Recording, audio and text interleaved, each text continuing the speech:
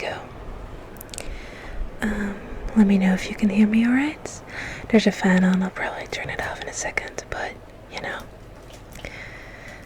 I just want to know from you guys if you can hear this, and if the sound quality is okay. Is it really loud? Like, is it too loud? Or is it bad loud, good loud? You can always turn down your volume, of course. Can you, like, turn it down a little bit, or is it like abrasive, kind of loud? I can turn it down if you guys want. There, I've turned it down a little bit. Maybe that's better, or... Oh, shit. There we go, I muted my laptop.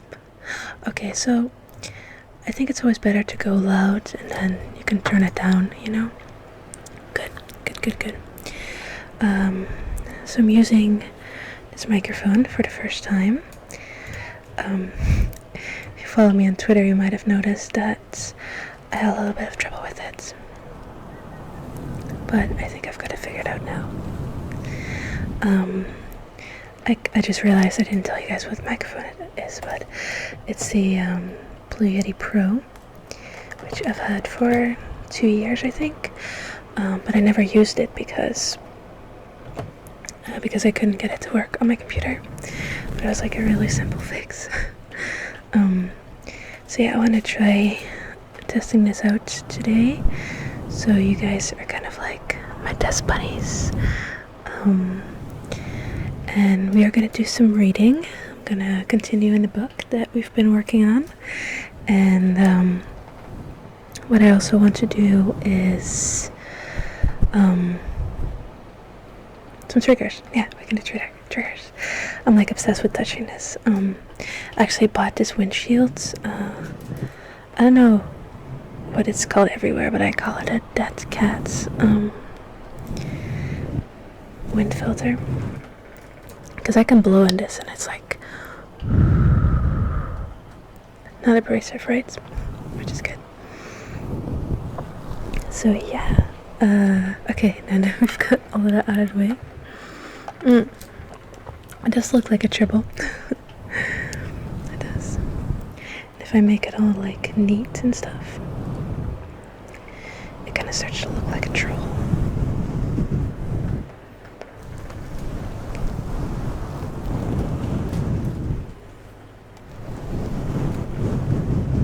There you go.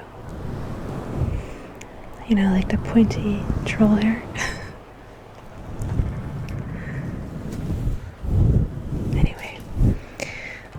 So how have y'all been doing? I hope you've all been doing well.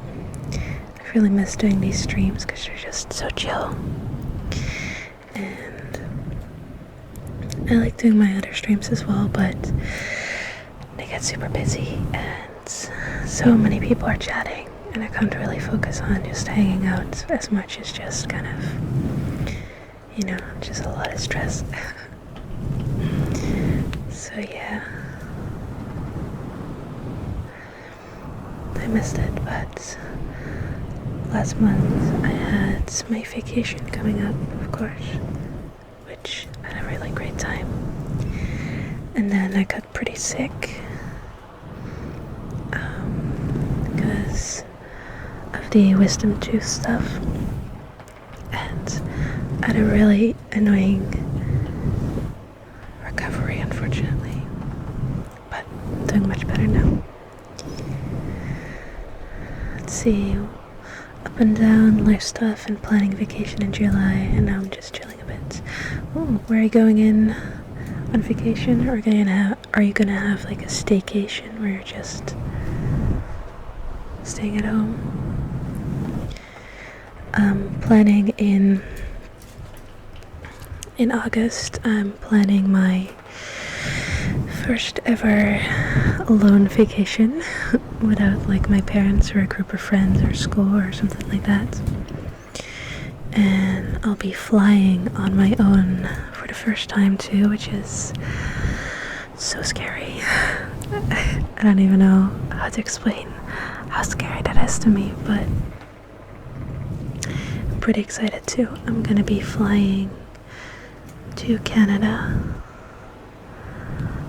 to Montreal, and I'll be staying there for a full month. So I'm pretty excited about that, obviously, but also like super scared.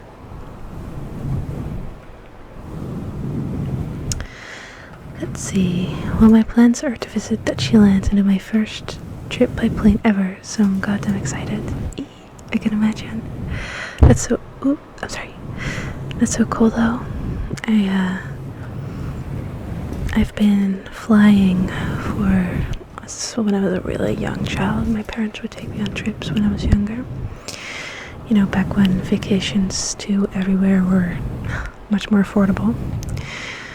And so I did fly, but I haven't flown in like 6 years or something. And the last time I went, I had like really severe panic attacks.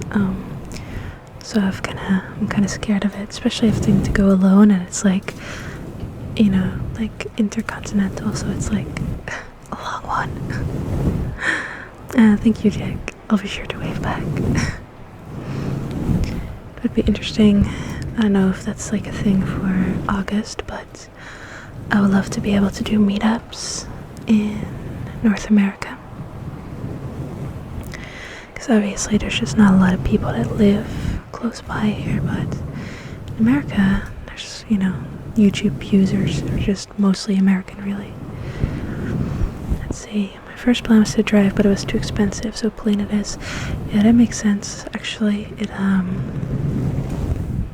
can be quite pricey, and it takes so much longer too. And with plane rides, like sometimes you can get really nice deals, like if you book them early enough. So pretty sure from Denmark to Holland is only like a couple hundred, maybe at most.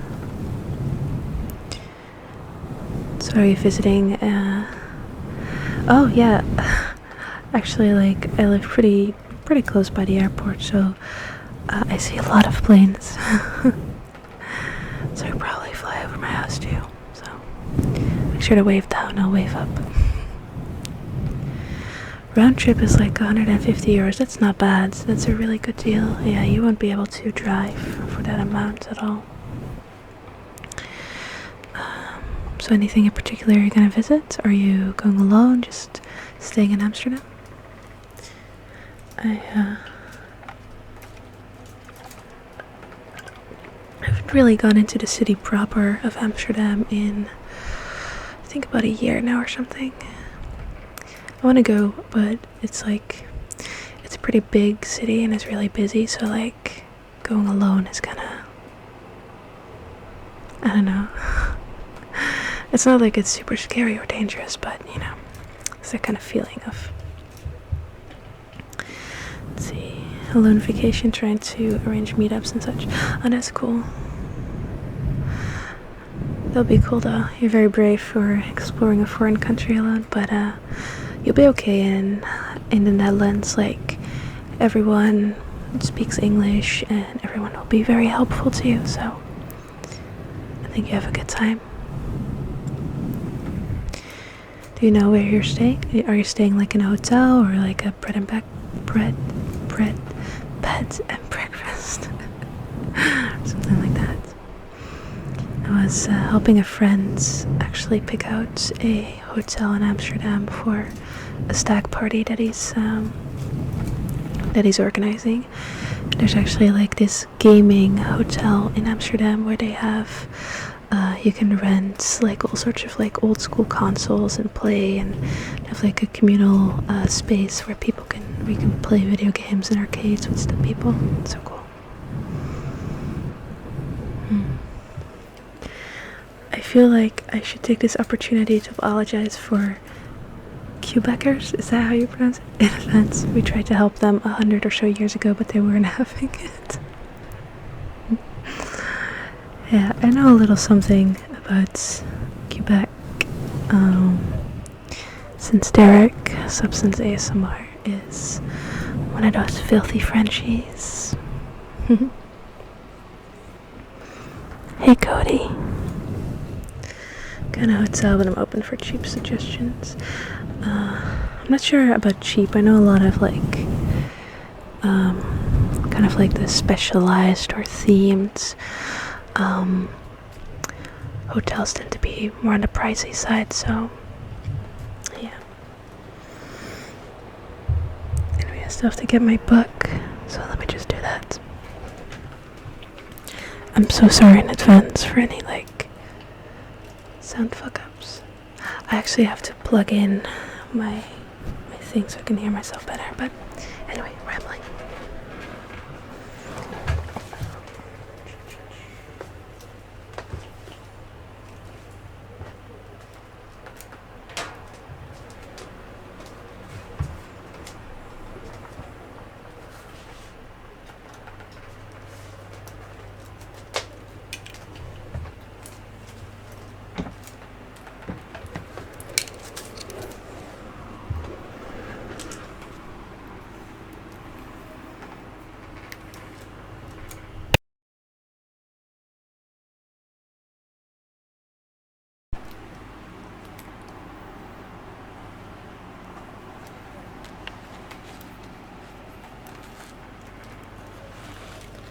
There we go.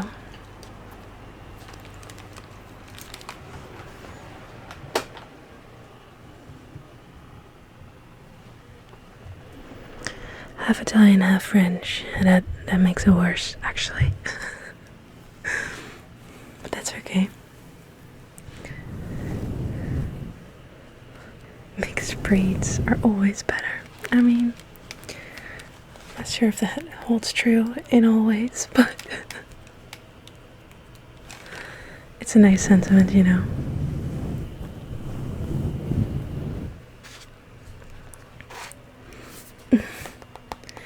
Fuck you, Jitter. Is the stereo any good?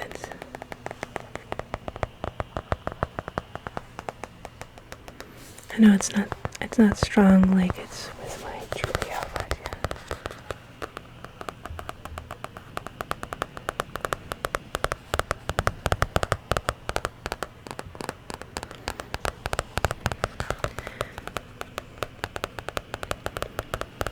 Well, that's a good thing I'm going to Montreal then.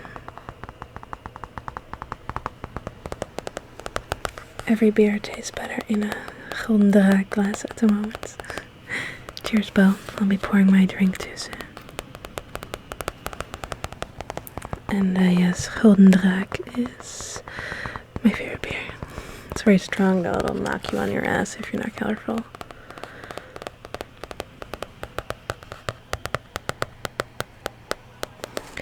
Also, now that I can actually hear myself properly, I do want to apologize for the computer sounds. Because it is, I live in an attic and it's probably around 30 degrees here at the moment, Celsius. And since my Blue Yeti's on my desk, my computer's under my desk, it's gonna be pretty loud, so I'm sorry.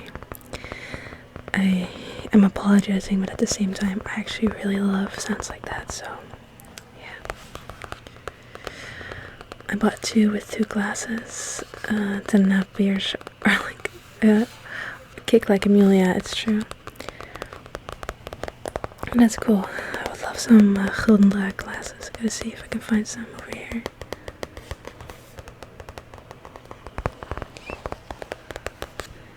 I like the tapping too. Glad you like it as well.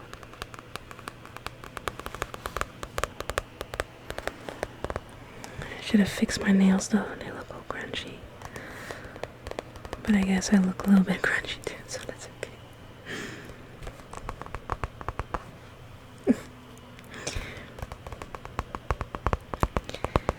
So I'm not sure if we have any new people watching. If we do, hey. The past couple of months we've been reading I Am Legend by Richard Matheson. You might have seen the film featuring Will Smith, but the book is quite different. You can always go back. I have provided a list with all previous live streams Let's go back and listen. And I got this book from my friend Bob as a gift. Hey Jason.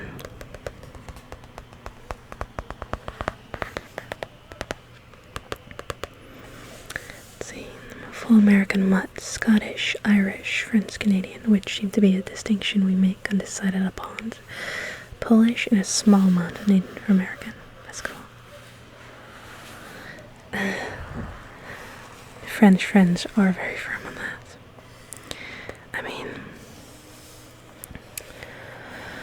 on one side, the French Canadian, I feel are very different from the French, but there's some similarities there too, I feel.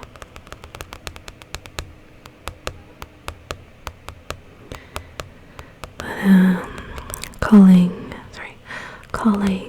what they speak in Quebec French is generous. It's very different.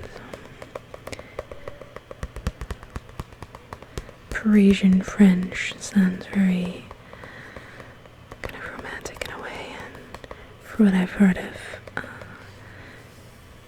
Quebec French, it's very I don't know, it sounds kind of flat.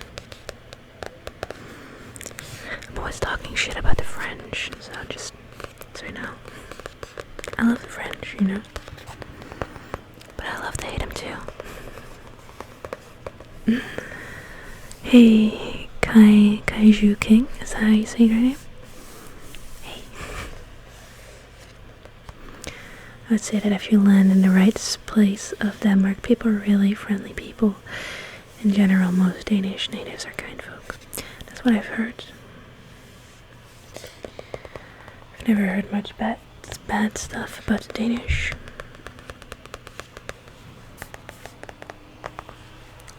So, let's let me get my beer.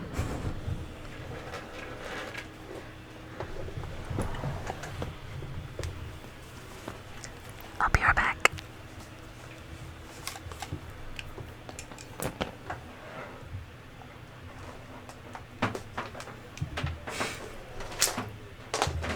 Oh gosh.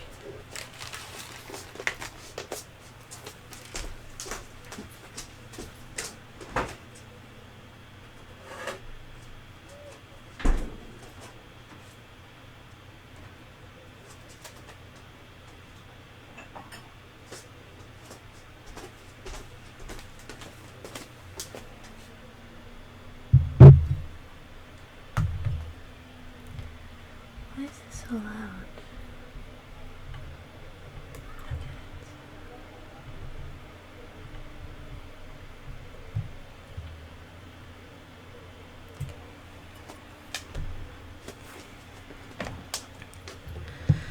So apparently my laptop is making that god awful noise also.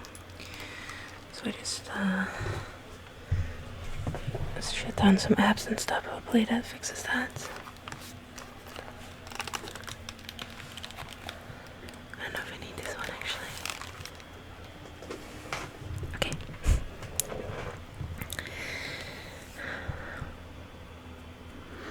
Talk shit about the French is a long-standing Canadian tradition. Kitchenette ASMR. What's that? Anyways, I have this glass, and I'm using this one because it holds half liter, and I have a half-liter bottle of beer. And I found this one at the thrift store. And I like this one because it's a Duvel glass, and I like Duvel a lot. I really love Belgian beer, and you know, okay sign.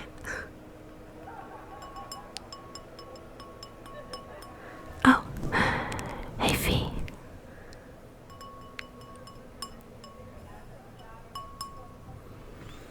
So yeah, I'm using this glass.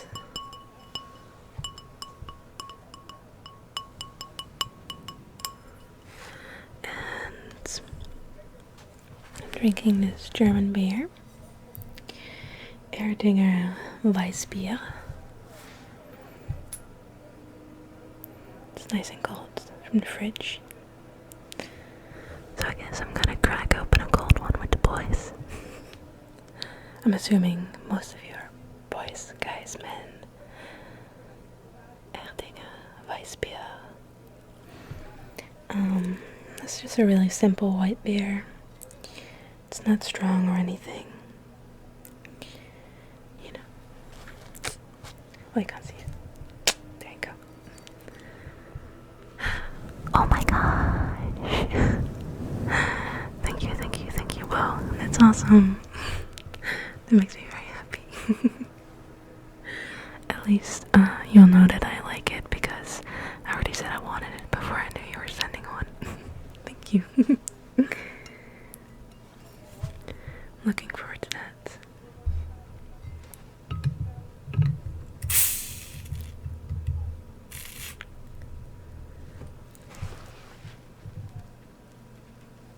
I'm gonna be careful.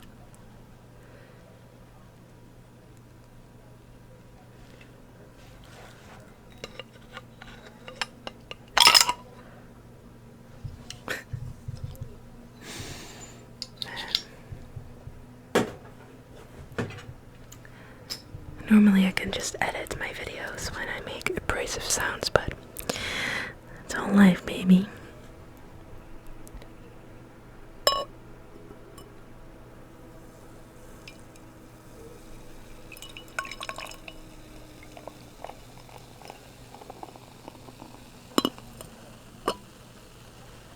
In today's episode of I Can't Pour for Shit.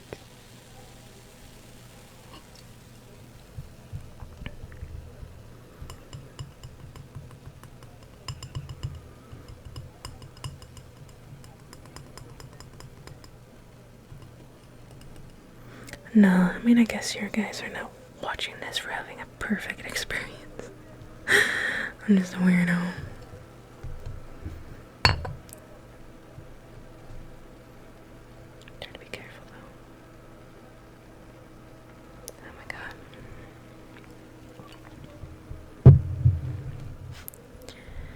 Can you hear it though?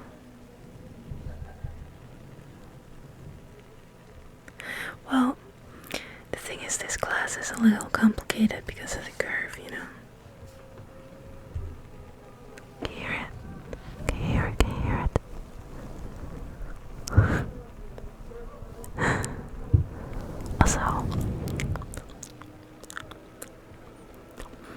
Also, if you're hearing sounds outside and people talking, the across from me neighbors decided to have a fucking pool party. Oh my god.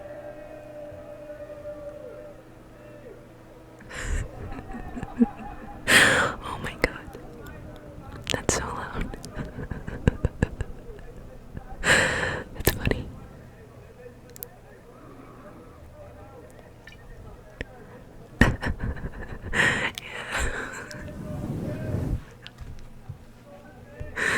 Also, hey, monster.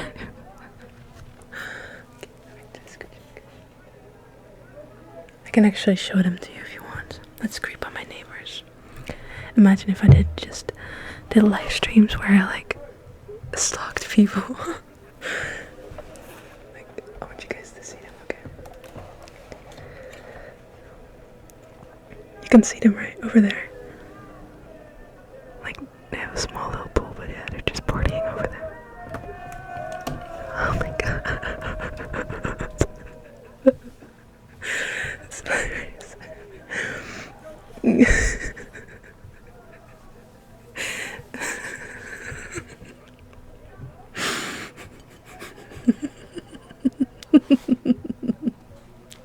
They're having a good time. Oh my gosh. I guess in summer I'm just gonna have to try to schedule my live streams a little bit later or something.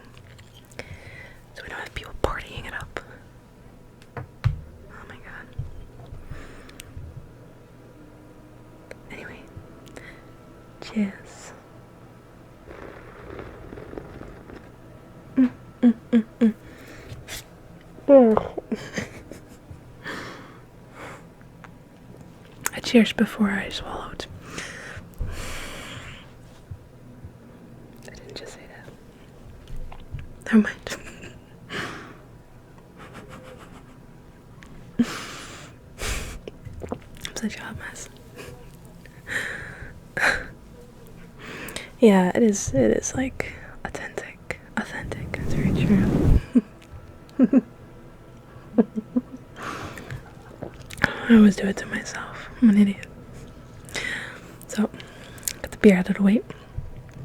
I've had this new vape since my birthday-ish now. It is a Cooper Mini 2 mod and a smock helmet thing. It's pretty nice. It's got like dragon design on it. And I've been vaping.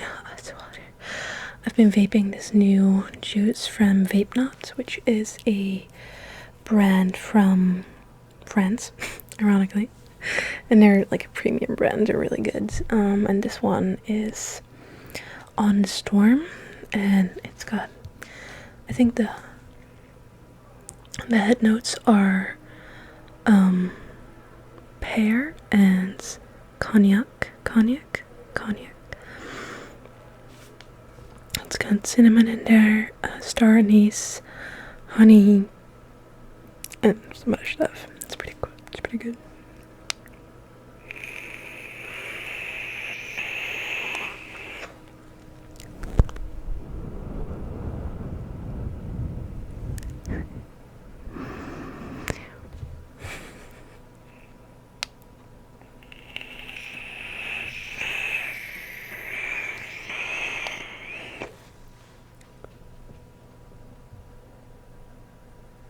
It's very loud.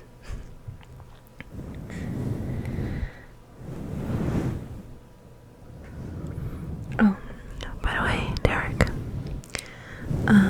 if I can ask of a favor, can you send the link to this live stream, to Cassandra?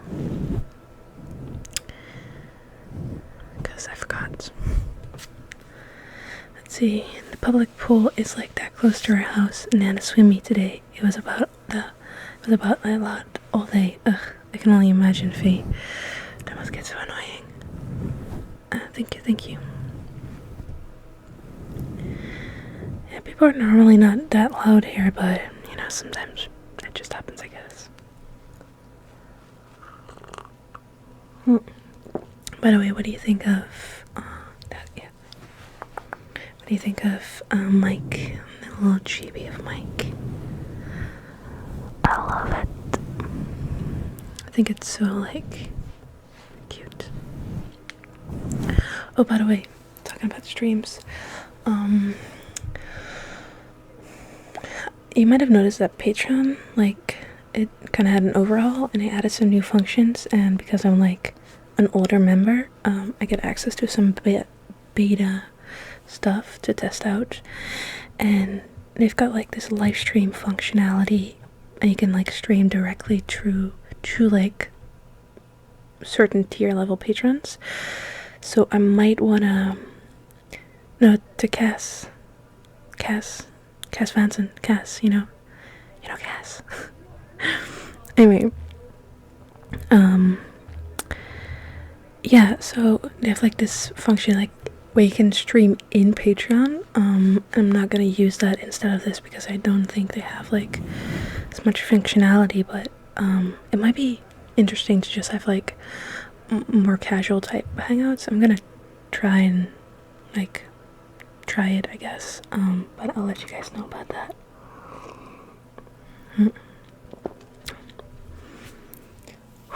It's so hot, guys. If you ever move out somewhere and you have to live in an attic, don't do it in summer. Oh my god, it gets so hot here because all the heat just gets trapped under the roof, and I don't have proper ventilation either, so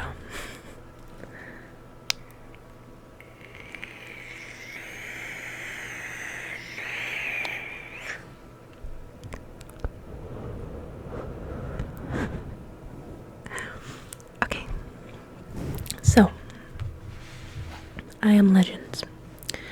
Where are my glasses though? Oh shit. Let me grab my glasses.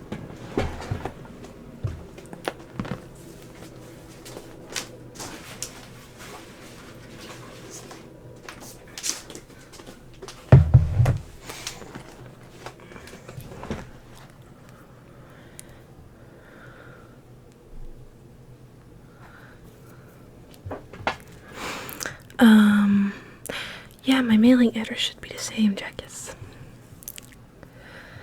Oh, I can only imagine the heat.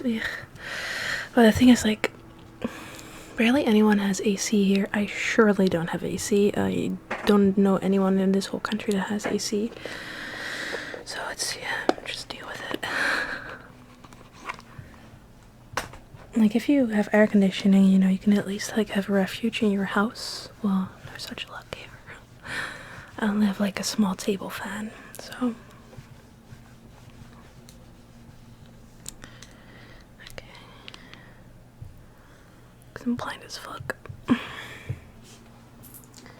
let's see. I can just take this one and coil it up.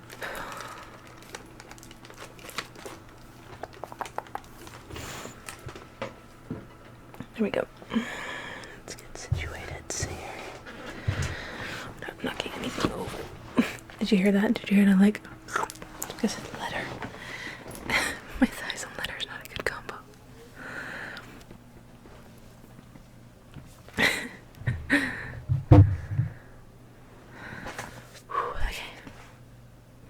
If I want AC, I drive around in my car at 80 kilometers per hour, sticking my head out of the window. Pretty much. I mean, it does work. So, okay. I think you got you. Thank you. So, I am Legend, Richard Masson. I've been reading this for a while, so we are a little bit over halfway. But I'll read back for anyone that's that hasn't been joining us the whole time. It's a science fiction novel about vampires. Robert Neville is the last living man on Earth, but he is not alone. Every other man, woman, and child on the planet has become a vampire, and they are hungry for Neville's blood. By day, he is the hunter stalking the undead through the ruins of civilization. By night, he barricades himself in his home and prays for the dawn. How long can one man survive like this?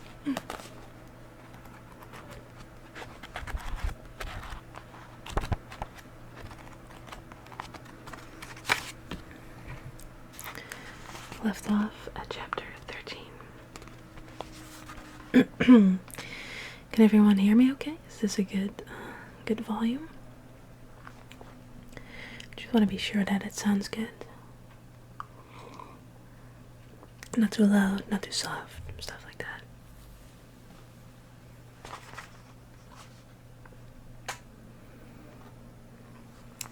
Good. Thank you.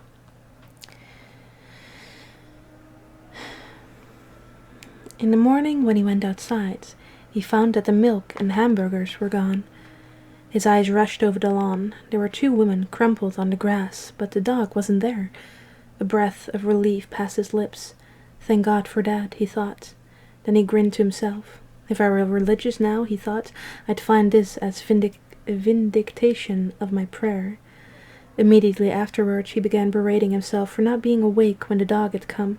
It must have been after dawn, when the streets were safe. The dog must have evolved the system to have lived so long, but he should have been awake to watch. He consoled himself with the hope that he was winning the dog over, if only with food. He was briefly worried by the idea that the vampires had taken the food and not the dog, but a quick check ended that fear. The hamburger had not been lifted over the garlic ring, but dragged through it along the cement of the porch. And all around the bowl were tiny milk splashes, still moist, that can only have been made by a dog's lapping tongue. Before he had breakfast, he put out some more milk and more hamburger, placing them in the shade so the milk wouldn't get too warm. After a moment's deliberation, he also put out a bowl of cold water. Then, after eating, he took the 2 women to the fire and, returning, stopped at a market and picked up 24 cans of the best dog food, as well as boxes of dog biscuits, dog candy, dog soap, flea powder, and a wire brush. Lord, you think I was having a baby or something, he thought as he struggled back to the car with his arms full. A grin faltered on his lips. Why pretend, he thought. I'm more excited than I've been in a year. The eagerness he'd felt upon seeing the germ in the microscope was nothing compared with what he felt about the dog. He drove home at 80 miles per hour, and he couldn't help a groan of disappointment when he saw that the meat and drink were untouched. Well, what the hell do you expect? He asked himself sarcastically. The dog can't eat every hour on the hour. Putting down the dog food and equipment in the kitchen table, he looked at his watch. 10:15. The dog would be back when it got hungry again. Patience, he told himself. Get yourself at least one virtue anyway. He put away the cans and boxes. Then he checked the outside of the house and the hothouse. There was a loose board to fasten and a pane to repair on the hothouse roof. While he collected garlic bulbs, he wondered once again why the vampires had never set fire to his house. It seemed such an obvious tactic. Was it possible that they were afraid of matches? Or was it that they were just too stupid? After all, their brains could not be so fully operative as they had been before. The change from life to mobile death must have involved some tissue deterioration. No, that theory wasn't any good, because there were living ones around his house at night too. Nothing was wrong with their brains, was there? He skipped it. He was in no mood for problems. He spent the rest of the morning preparing and hanging garlic strands. Once he wondered about the fact that garlic bulbs worked. In legend it was always the blossoms of the garlic plant. He shrugged. What was the difference? The proof of the garlic was in its chasing ability. He imagined that the blossoms would work too. After lunch he sat at the peephole looking out at the bowls and the plates. There was no sound anywhere except for the almost inaudible humming of the air conditioning units in the bedroom, bathroom, and kitchen. The dog came at 4. Neville had almost fallen into a doze as he sat there before the peephole. Then his eyes blinked and focused as the dog came hobbling slowly across the street, looking at the house with white-rimmed, cautious eyes. He wondered what was wrong with the dog's paw. He wanted very much to fix it and get the dog's affection. Shades of Androcles, he thought in the gloom of his house. He forced himself to sit still and watch. It was incredible, the feeling of warmth and normality it gave him to see the dog slurping up the milk and eating the hamburger, its jaws snapping and popping with relish. He sat there with a gentle smile on his face, a smile he wasn't conscious of. It was such a nice dog. His throat swallowed convulsively as the dog finished eating and started away from the porch. Jumping up from the stool, he moved quickly for the front door. Then he held himself back. No, that wasn't the way, he decided reluctantly. You'll just scare him if you go out. Let him go now. Let him go. He went back to the peephole and watched the dog wobbling across the street and moving in between those two houses again. He felt a tightness in his throat as he watched it leave. It's all right, he soothed himself. He'll be back. He turned away from the peephole and made himself a mild drink. Sitting in the chair and sipping slowly, he wondered where the dog went at night. At first, he'd be worried about not having it in the house with him, but then he realized that the dog must be a master at hiding itself, to have lasted so long. It was probably, he thought, one of those freak accidents that followed no percentage law. Somehow, by luck, by coincidence, maybe by a little skill, that one dog had survived the plague, and the grisly victims of the plague. That started him thinking, if a dog with its limited intelligence could manage to subsist through it all, wouldn't a person with a reasoning brain have that much more chance for survival? He made himself think about something else. It was dangerous to hope. There was a truism that he had long accepted. The next morning the dog came again. This time Robert Neville opened the front door and went out. The dog immediately bolted away from the dish and bowls, right ear flattened back, legs scrambling frantically across the street. Neville twitched with the repressed instinct to pursue. As casually as he could manage, he sat down on the edge of the porch. Across the street, the dog ran between the houses again and disappeared. After 15 minutes of sitting, Neville went in again. After a small breakfast, he put out more food. The dog came at 4 and Neville went out again, this time making sure that the dog had finished eating. Once more, the dog fled, but this time, seeing that it was not pursued, it stopped across the street and looked back for a moment.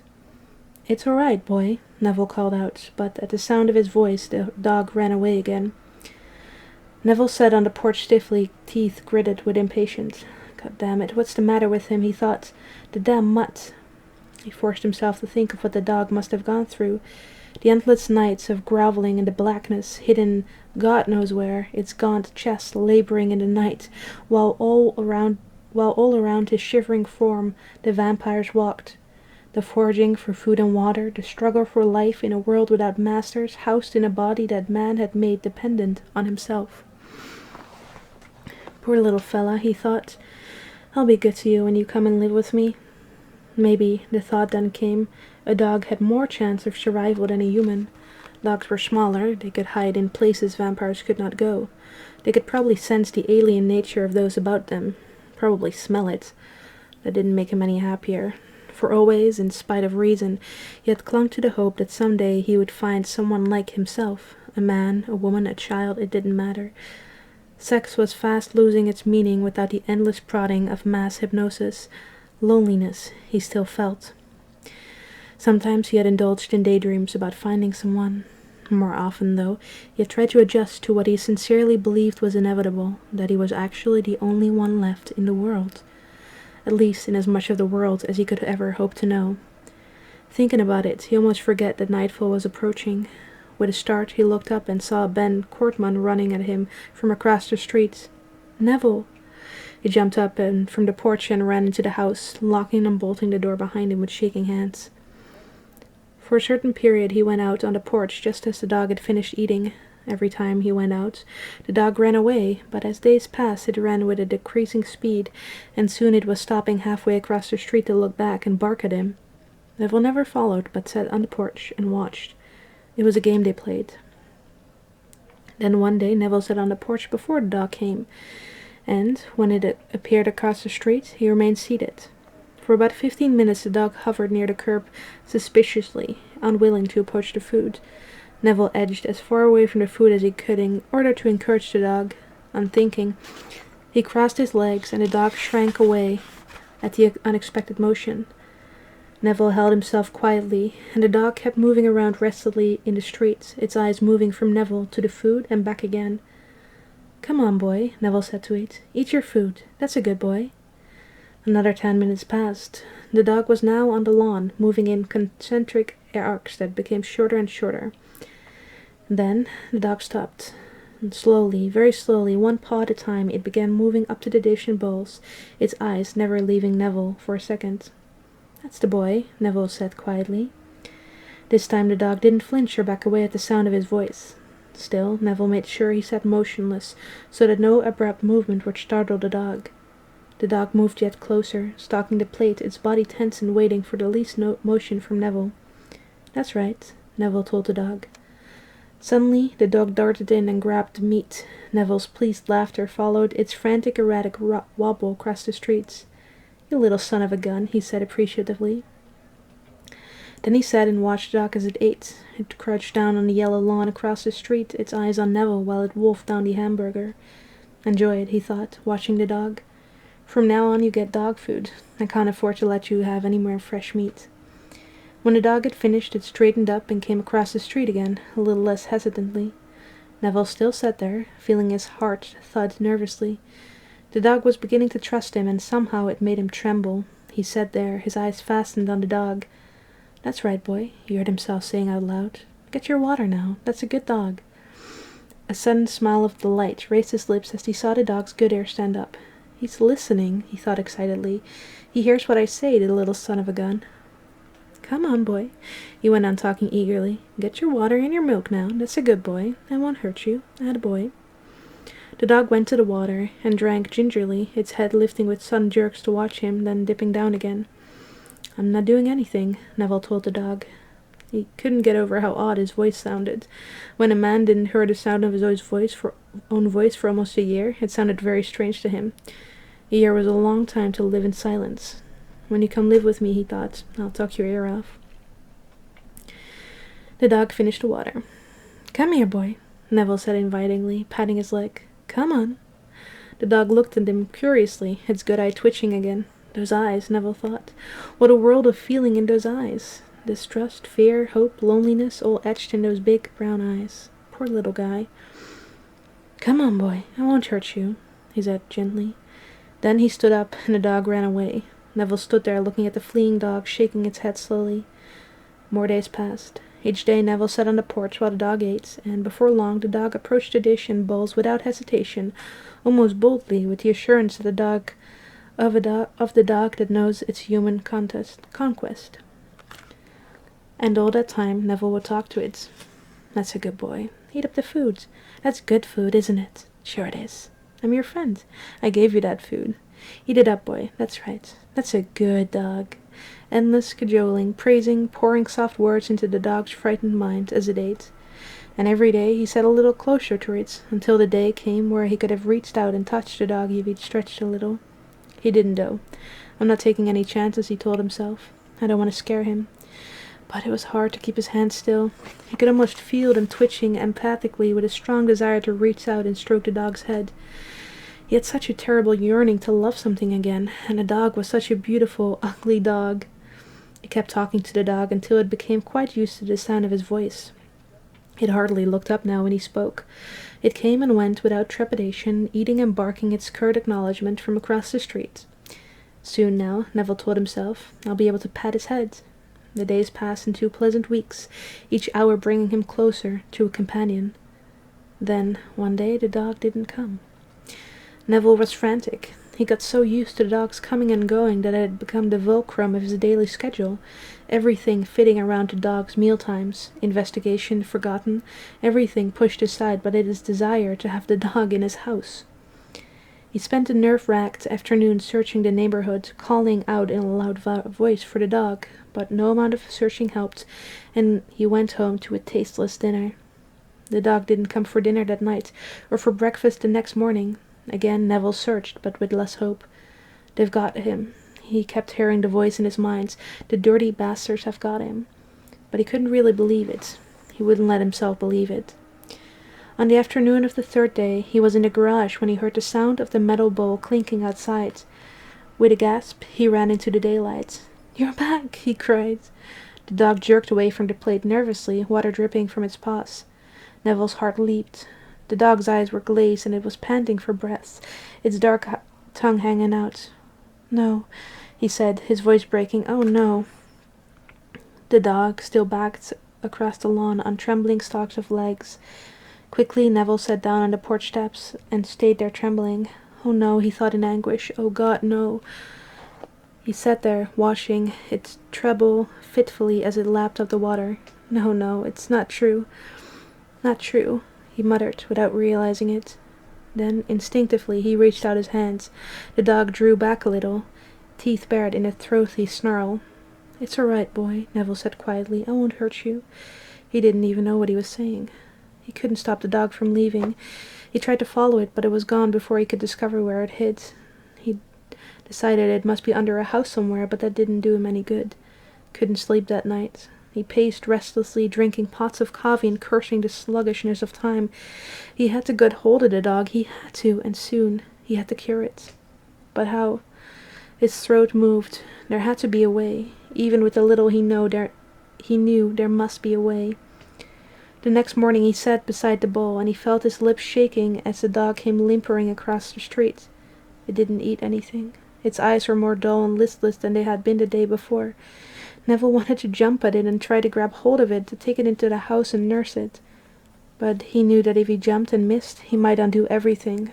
The dog might never return. All through the meal, his hand kept twitching out to pat the dog's head, but every time it did, the dog cringed away with a snarl.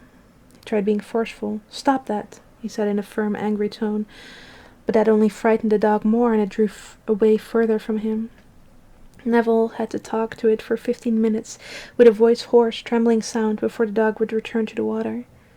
This time he managed to follow the slow-moving dog, and saw which house it squirmed under. There was a little metal screen he could have put over the opening, but he didn't. He didn't want to frighten the dog, and besides, there would be no way of getting the dog then, except through the floor, and that would take too long. He had to get the dog fast. When the dog didn't return that afternoon, he took a dish of milk and put it under the house where the dog was. The next morning, the bowl was empty. He was going to put more milk in when he realized that the dog might never leave his lair then.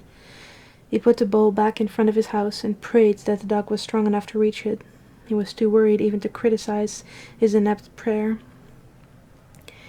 When the dog didn't come that afternoon, he went back and looked in. He paced back and forth outside the opening and almost put Milk there anyway. No, the dog would never leave then. He went home and spent a sleepless night. The dog didn't come in morning. Again he went to the house. He listened at the opening, but he didn't hear a sound of breathing. Either it was too far back for him to hear, or... He went back to the house and sat on the porch. He didn't have breakfast or lunch. He just sat there. And that afternoon, late, the dog came limping out between the houses, moving slowly on its bony legs. Neville forced himself to sit there without moving until the dog had reached his food. Then, quickly, he reached down and picked up the dog. Immediately he tried to snap at him, but he caught its jaws in his right hand and held them together. Its lean, almost hairless body squirmed feeble in his grasp, and pitifully terrified whines pulsed in his throat. "It's all right," he kept saying. "It's all right, boy." Quickly he took it into his room and put it down on the little bed of blankets he'd arranged for the dog. As soon as he took his hand off the jaws, the dog snapped at him and jerked his hand back. The dog lunged over the linoleum with a violent scrambling of paws heading for the door. Neville jumped up and blocked his way. The dog's legs slipped on the smooth surface, then it got a little traction and disappeared under the bed. Neville got on his knees and looked under the bed. In the gloom he saw 2 glowing coals of eyes and heard the fitful panting. "Come on, boy," he pleaded unhappily. "I won't hurt you. You're sick. You need help." The dog wouldn't budge. With a groan, Neville got up finally and went out, closing the door behind him. He went and got the bowls and filled them up with milk and water. He put them in his bedroom, near the dog's bed. He stood by his own bed for a moment, listening to the panting dog, its face lined with pain. "Oh," he muttered plaintively, "why don't you trust me?" He was eating dinner when he heard the horrible crying and whining. Heart pounding, he jumped up from the table and raced across the living room. He threw open the bedroom door and flicked on the light.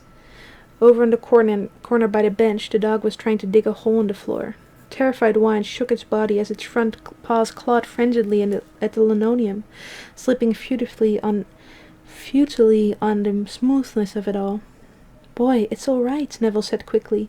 The dog jerked around and danced into the corner, hackles raising, jaws drawn back all the way from its yellowish-white teeth, a half-mad sounding quivering in its throat. Suddenly, Neville knew what was wrong. It was nighttime, and the terrified dog was trying to dig itself into a hole to bury itself in. He stood there helplessly, his brain refusing to work properly, as the dog edged away from the corner, then scuttled underneath the workbench. An idea finally came. Neville moved to his bed quickly and pulled off the top blanket. Returning to the bench, he crouched down and looked under it.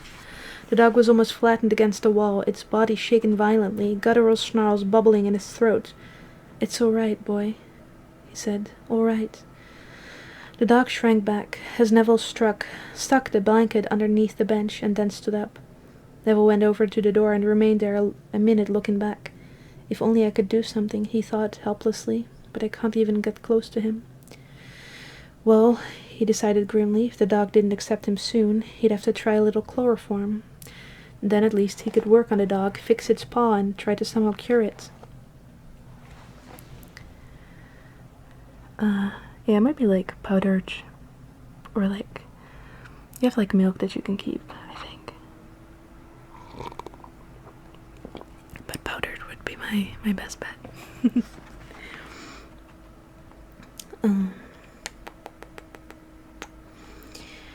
He went back to the kitchen, but he couldn't eat. Finally, he dumped the contents of his plate into the garbage disposal and poured the coffee back into the pot. In the living room, he made himself a drink and downed it. It tasted flat and unappetizing. He put down the glass and went back to the bedroom with a somber face. The dog had dug itself under the folds of the blankets, and there it was, still shaking, whining ceaselessly. No use trying to work on it now, he thought. It's too frightened. He walked back to the bed and sat down. He ran his hands through his hair and then put them over his face. Cure it, he thought, and one of his hands bunched into a fist to strike feebly at the mattress. Reaching out abruptly, he turned off the light and laid down, fully clothed. Still lying down, he worked off his sandals and listened to them thump on the floor. Silence. He lay there staring at the ceiling. Why don't I get up, he wondered. Why don't I try to do something? He turned on his side, get some sleep. The words came automatically. He knew he wasn't going to sleep, though. He lay in the darkness, listening to the dog's whimpering. Die. It's going to die, he kept thinking. There's nothing in the world I can do. At last, unable to bear the sound, he reached over and switched on the bedside lamp. As he moved across the room in his stocking feet, he heard the dog trying suddenly to jerk loose from the blanketing, but it got all tangled up in the folds and became yelping, terror-stricken, while its body flailed wildly under the wall. Neville knelt beside it and put his hands on its body. He knew the choking snarl and muffled click of its teeth as it snapped at him through the blanket. "All right," he said. "Stop it now." The dog kept struggling against him, its high-pitched whining never stopping, its gaunt body shaking without control. Neville kept his hand firmly on his body, pinning it down, talking to it quietly, gently. "It's all right now, fella. All right. Nobody's going to hurt you. Take it easy now. Come on. Relax now. Come on, boy. Take it easy. Relax. That's right. Relax. That's it. Calm down. Nobody's going to hurt you. We'll take care of you." He went on, talking intermittently for almost an hour, his voice a low, hypnotic murmuring in the silence of the room, and slowly, hesitantly, the dog's trembling eased off. A smile faltered on Neville's lips as he went on talking. "That's right. Take it easy now. We'll take care of you." Soon, the dog lay still beneath his strong hands, the only movement its harsh breathing. Neville began patting its head, began running its right hand over its body, stroking and soothing. "That's a good dog," he said softly. "Good dog. I'll take care of you now. Nobody will hurt you, you understand, don't you, fella?" "Sure you do. Sure. You're my dog, aren't you?" Carefully he sat down on the cool linoleum, still patting the dog. "You're a good dog. A good dog." His voice was calm. It was quiet with resignation. After about an hour, he picked up the dog. For a moment it struggled and started whining, but Neville talked to it again, and it soon calmed down. He sat down on his bed and held the blanket-covered dog in his lap. He sat there for hours holding the dog, patting and stroking and talking. The dog lay immobile in his lap, breathing easier. It was about 11 that night when Neville slowly undid the blanket folds and exposed the dog's head. For a few minutes it cringed away from his hand, snapping a little, but he kept talking to it quietly, and after a while his hand rested on the warm neck, and he was moving his fingers gently, scratching and caressing. He smiled down at the dog, his throat moving. "You'll be all better soon," he whispered. "Real soon."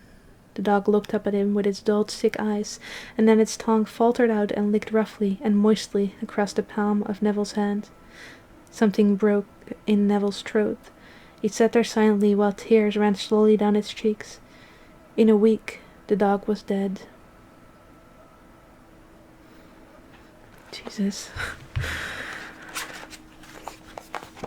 That's really depressing. Wow. That last... Jesus crikey.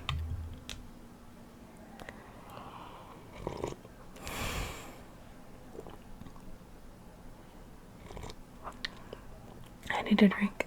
Jesus. That's the saddest shit ever. What the flying fuck? Oh my god, I mean, it's good writing, but it's... Them...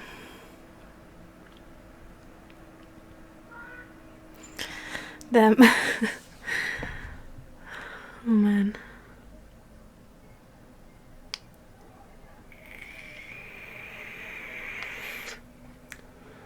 It's only the chapter. It's still gonna go on after that, but yeah. I mean, it's a horror story, right? It was a long chapter, by the way. But yeah, it's definitely pretty harsh.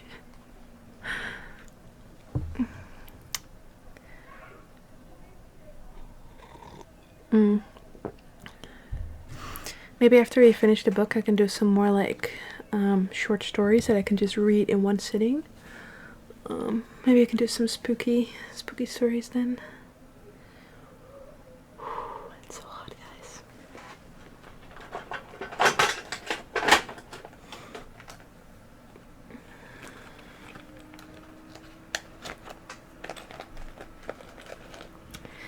And it's like, whatever happens to the humans, it's like, whatever, but like, if the dog dies, then we riot.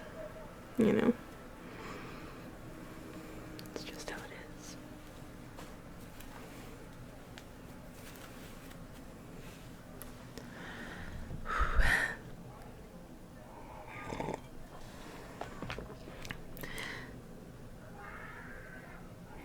is. Yeah, very true, Cody. I mean, the wife, like, we didn't get to know, like, the dog, which is kind of strange in a way, but yeah. Derek, is that the creepy story that you listened to when you were here that made me, like, really anxious? Is that the one? The movie is much more upbeat than the book. I mean, the movie is a pretty bad ending. Yeah, that is a cat. Is it that cat, Cass? Also, hey, Cass.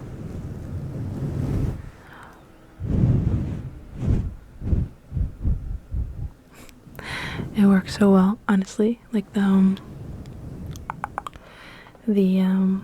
cat. Like normally, if I would blow in this gently, it would just like, I don't know, fuck up the sounds really bad, like distort it, and I was just like.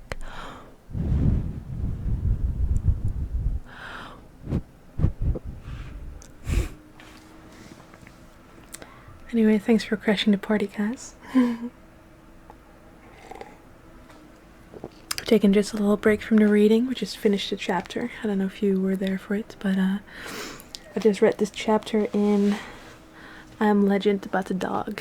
It was really sad.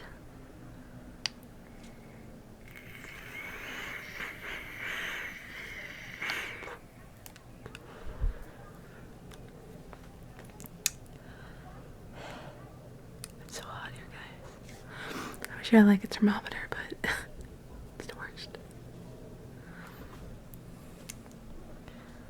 Ah, nice. I hope the writing is going well for you. Oh my god. Like, I would read any of Cass's stories, but you know, they always have a certain something to them. Exactly, that's what I mean with a certain something.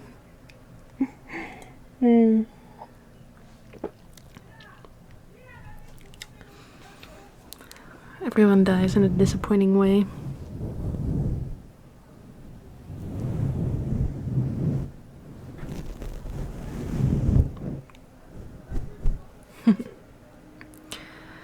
Just picture Will Smith's voice most of the time. Well, I think the protagonist in the book is pretty different. I think the guy in this book is described as like a white guy, I think. Is it though? I mean, Cass and me, we had like a brainstorming call yesterday where we went over it. Yeah, there's a pool party across from here. It's still going on. They were even louder earlier. They revive as a follower of the Ghoul army.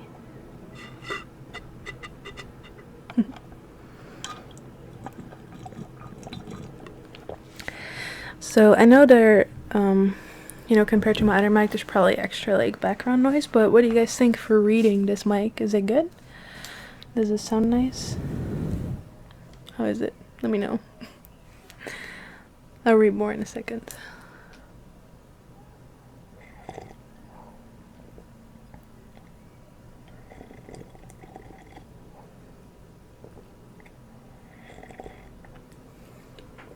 It's great, yeah. That's good to hear. I'm glad. Thought it worked great, very clear. That's really good. Thank you guys. Yeah, I'm glad I got it to work, for reals. I thought I was just like, could just write it off because it just didn't really work. So, oh, by the way, did you guys see the first Alicia episode of, well, The Little Ones Looking Glass, Chapter 1? I don't know if everyone saw it so far. If you did, let me know. If you haven't found it yet, it's on Patreon for you guys. I linked it for certain tier people.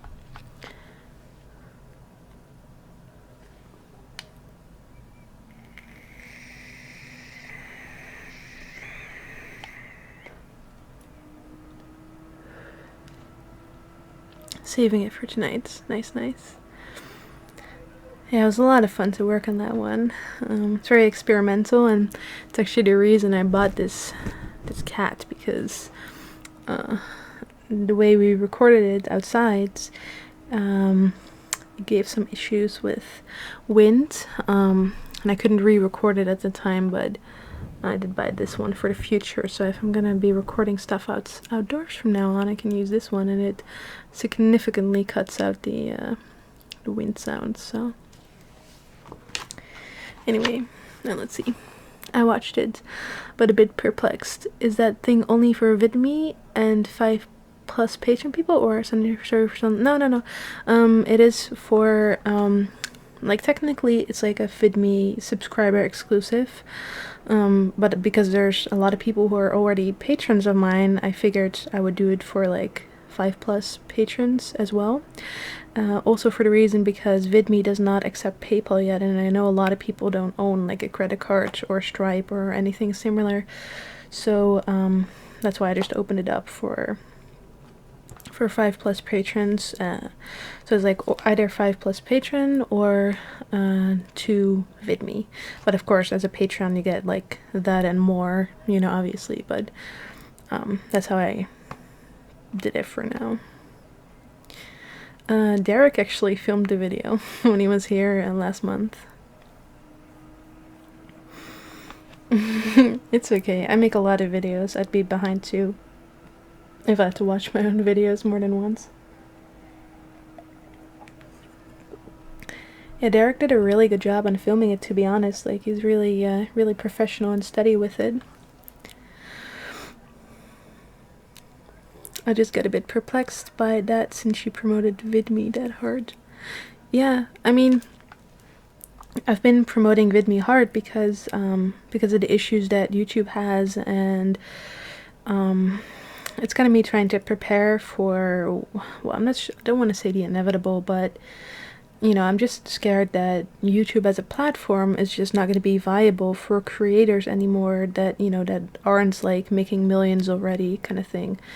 So that's why I wanted to at least have like a head start and get settled in on this new platform, so, you know, have something to fall back on. Plus I do feel like the way that platform is structured, I feel it really encourages making actually quality and engaging content, as opposed to YouTube, where it's all about, like, you know, if you get the click, you get the money, and for VidMe, you know, you actually have to get subscribers, you know, or get, you know, if people really like your video, they can give you a tip, you know, like a little donation. So I feel like that, you know, that's like a better platform in that sense. So I don't know, I really like the platform, and I want to see where it goes. So that's kind of like my reasoning for it. That's also why I wanted to do an exclusive series, to just pull people towards VidMe, and not necessarily because, you know, everyone's got to subscribe, but also just because, you know, I want people to follow me there, because, you know, I might eventually have to go over there full time depending on what happens with YouTube, kind of thing. So plus they have an app, actually, a phone app, VidMe, which lets you actually, like, there's a setting that you have to toggle, but you can actually shut off your screen while still listening to the audio of a video, which is really nice for sleep, and there's no advertisements on any of my videos there, so that's also nice. Anyway,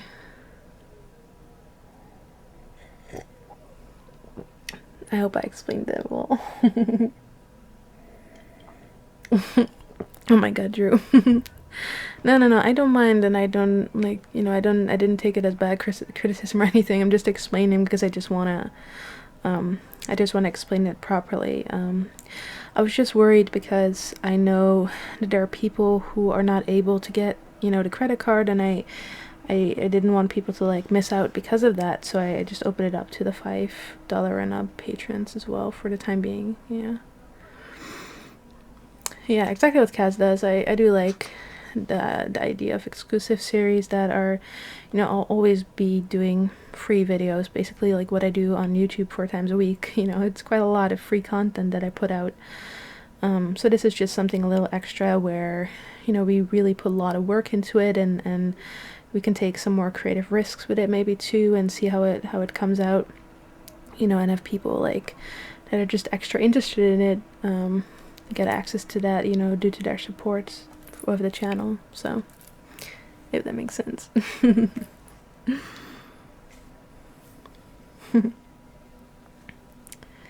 So yeah, let's see.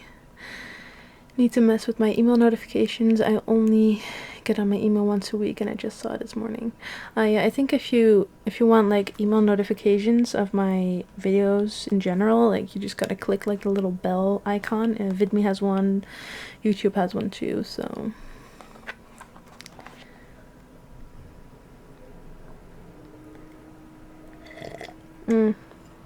no, I understand. I really do understand, and that's why I did that for Patreon. I just did it like that. I felt that was the best solution for now, because I don't want to, I hate I hate seeing it as like I'm charging you guys, because it, you know, but I didn't want to feel like, you know, if you're already supporting me on Patreon for a significant amount, like I don't want to like add on to that. I don't feel like that. I feel like that doesn't feel very fair to me, so that's just my reasoning for that. Anyway, hope you guys are doing okay over in the chat there. See, Derek and Drew are having a little bit of a fight there.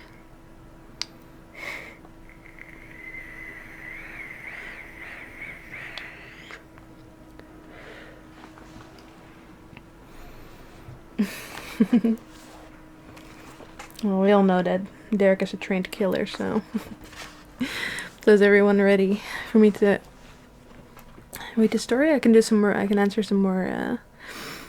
Can answer some more questions if you want later. So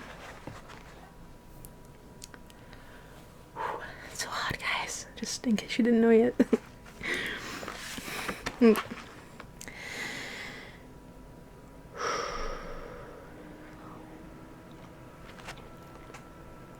Chapter 14. There was no debauch of drinking. Far from it. He found that he actually drank less. Something had changed. Trying to analyze it, he came to the conclusion that his last drink had put him on the bottom, at the very nadir of frustrated despair. Now, unless he put himself under the ground, the only way he could go was up. After the first few weeks of building up intense hope about the dog, it had slowly dawned on him that intense hope was not the answer, and never had been. In a world of monotonous horror, there could be no salvation in wild dreaming. Horror had to be adjusted to, but monotony, you guys know what I mean, was the greater obstacle, and he realized it now, understood it at long last, and understanding it seemed to give him a sort of quiet peace, a sense of having spread all the cards on his mental table, examined them, and settled conclusively on the desired hands. Burying the dog had not been the agony he had supposed it would be. In a way, it was almost like burying threadbare hopes and false excitements. From that day on, he learned to accept the dungeon he existed in, neither seeking to escape with sudden deringdo, nor beating his pate bloody on the walls. And thus, resigned, he returned to work. It had happened almost a year before, several days after he had put Virginia to her second and final rest. Hollow and bleak, a sense of absolute loss in him. He was walking the streets late one afternoon, hands listless at his sides, feet shuffling with the rhythm of despair. His face mirrored nothing of the helpless agony he felt. His face was a blank. He had wandered through the streets for hours, neither knowing nor caring where he was going. All he knew was that he couldn't return to the empty rooms of the house, couldn't look at the things that they had touched and held and known with him. He couldn't look at Kathy's empty bed, at her clothes hanging still and useless in the closet, couldn't look at the beds that he and Virginia had slept in, at Virginia's clothes, her jewelry, all her perfumes on the bureau. He couldn't go near the house. So he walked and wandered, and he didn't know where he was when the people started milling past him, when the man caught his arm and breathed garlic in his face. "Come, brother, come," the man said, his voice a grating rasp. He saw the man's throat moving like a clammy turkey skin, the red-splotched cheeks, the feverish eyes, the black suit, unpressed, unclean. "Come and be saved, brother, saved." Robert Neville stared at the man. He didn't understand. The man pulled him on, his fingers like skeleton fingers on Neville's arm. "It's never too late, brother," said the man. "Salvation comes to him who—" The last of his words were lost now in the rising murmur of the sound from the great tents they were approaching. It sounded like the sea imprisoned under canvas, roaring to escape. Robert Neville tried to loose his arm. "I don't want to—" The man didn't hear. He pulled Neville on with him, and they walked toward the waterfall, crying and stamping. The man did not let go. Robert Neville felt as if he were being dragged into a tidal wave. "But I don't—" The tent had swallowed him then. The ocean of shouting, stamping, hand-clapping sound engulfed him. He flinched instinctively and felt his heart began pumping heavily. He was surrounded now by people, hundreds of them, swelling and gushing around him like waters closing in, and yelling and clapping and crying out words Robert Neville couldn't understand. Then the cries died down, and he heard the voice that stabbed through the half-light like knifing doom, that crackled a bit shrilly over the loudspeaker system. "Do you want to fear the holy cross of God? Do you want to look into the mirror and not see the face that Almighty God had given you? Do you want to come crawling back from the grave like a monster out of hell?" The voice enjoyed hoarsely, pulsing, driving. "Do you want to be changed into a black, unholy animal? Do you want to stain the evening sky with hell-born bat wings? I ask you, do you want to be turned into godless, night-cursed husks, into creatures of eternal damnation?" "No," the people erupted, terror-stricken. "No, save us." Robert Neville backed away, bumping into flailing-handed, white-jawed true believers screaming out for succor from the lowering skies. "Well, I'm telling you, so listen to the word of God. Behold, evil shall go forth from nation to nation, and the slain of the Lord shall be at that day from one end of the earth, even unto the other end of the earth. Is that a lie? Is that a lie? No, no. I tell you that unless we become as little children, stainless and pure in the eyes of our Lord, unless we stand up and shout out the glory of Almighty God and His only begotten Son, Jesus Christ our Savior, until we fall on our knees and beg forgiveness for our grievous offenses, we are damned. I'll say it again, so listen. We are damned. We are damned. We are damned. Amen. Save us. Jesus. The people twisted and moaned, and smote their brows, and shrieked in mortal terror, and screamed out terrible hallelujahs. Robert Neville was shoved about, stumbling and lost in a treadmill of hopes, a crossfire of frenzied worship. God has punished us for our great transgressions. God has unleashed a terrible force of His almighty wrath. God has set loose the second deluge upon us, a deluge, a flood, a world-consuming torrent of creatures from hell. He has opened the grave. He has unsealed the crypt. He has turned the dead from their black tombs and set them upon us. And death and hell delivered up the dead which were in them. And that's the word of God. O God, you have punished us. O God, you have seen the terrible face of our transgressions. O God, you have struck us with the might of your almighty wrath. Clapping hands like the splatter of a regular rifle fire, swaying bodies like stalks in a terrible wind, moans of the great potential dead, screams of the fighting living. Robert Neville strained through their violent ranks, face white, hands before him like a blind man seeking shelter. He escaped, weak and trembling, stumbling away from them. Inside the tent the people screamed, but night had already fallen. Oh my God, Jeff. He thought about it now as he sat in the living room nursing a mild drink, a psychology test resting on his lap. A quotation had started the train of thought, sending him back in that evening 10 months before, when he'd been pulled into the wild revival meeting. This condition, known as hysterical blindness, may be partial or complete, including one, several, or all objects. That was the quotation he'd read. It had started him working on the problem again. A new approach now. Before, he had stubbornly persisted in attributing all vampire phenomena to the germ. If certain of these phenomena did not fit in with the bacilli, he felt inclined to judge their cause as superstition. True, he'd vaguely considered psychological explanations, but he'd never really given much credence to such a possibility. Now, released at last from unyielding preconceptions, he did. There was no reason, he knew, why some of the phenomena could not be physically caused, the rest psychological, and now that he accepted it, it seemed one of those patent answers that only a blind man would miss. Well, I was the blind man type, he thought in quiet amusement. Consider, he thought then, the shock undergone by a victim of the plague. Toward the end of the plague, yellow journalism had spread a cancerous dread of vampires to all corners of the nation. He could remember himself the rash of pseudo-scientific articles that veiled an out-and-out fright campaign designed to sell papers.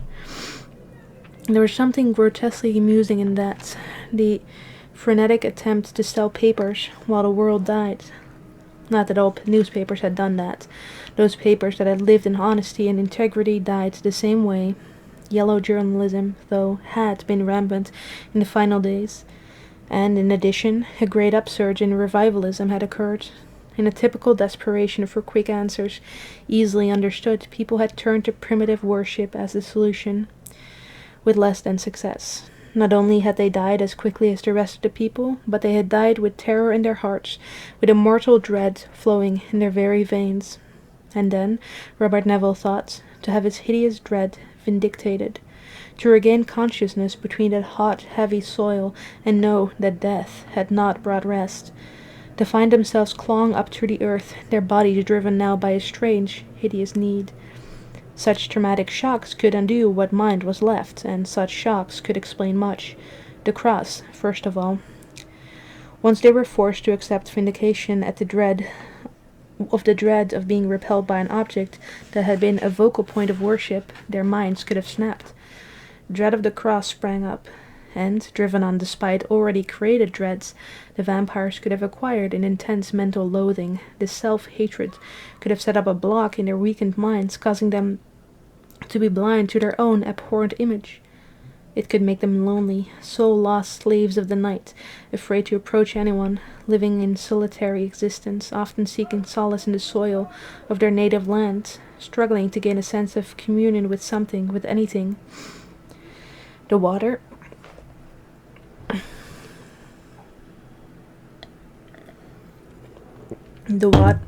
Jeez, I'm so sorry. I'll be more careful. The water that he did accept as superstition, a carryover of the traditional legend that witches were incapable of crossing running water, as written down in the story of Tam O'Shanter. Witches, vampires, in all these feared beings there was a sort of interwoven kinship. Legend and superstition could overlap, and did. And the living vampires? That was simple too now. In life, there were the deranged, the insane. What better hold than vampirism for these to catch on to? He was certain that all the living who came to his house at night were insane, thinking themselves true vampires, although actually they were only demented sufferers. That would explain the fact that they'd never taken the obvious step of burning his house. They simply could not think that logically. He remembered a man who one night had climbed to the top of the light post in front of the house, and while Robert Neville had watched through the peephole, had leaped into space, waving his arms frantically.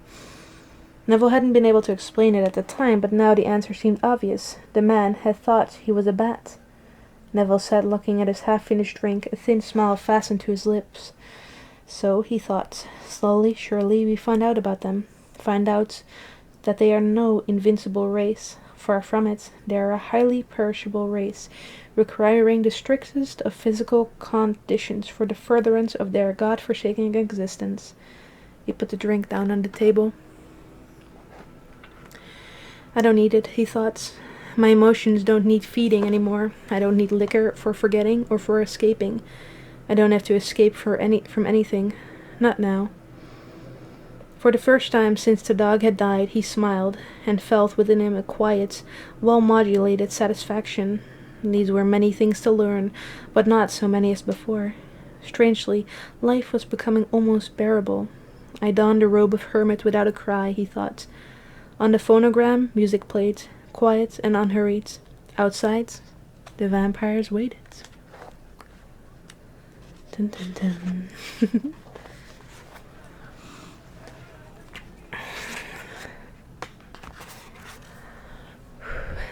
Reading like that makes my throat dry.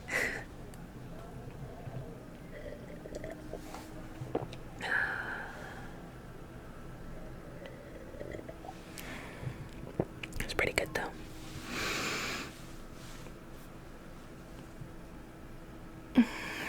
I'm wondering where this is going, kinda. Because we are nearing kind of like the last part of the book, so I'm curious where it will end up.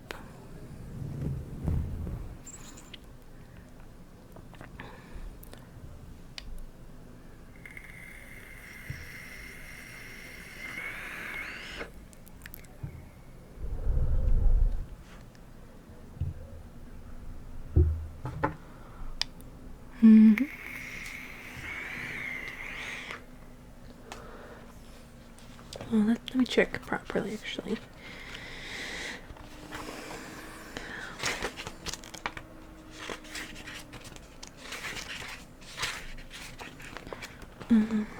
Doesn't have like a list of chapters, but I think there were 22 or 23 or something.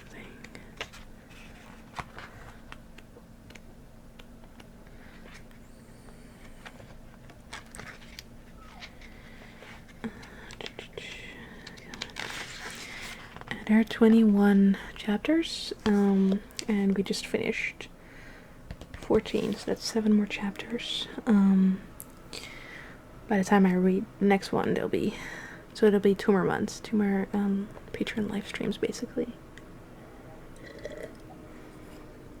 And then it has like an afterword by Stephen King.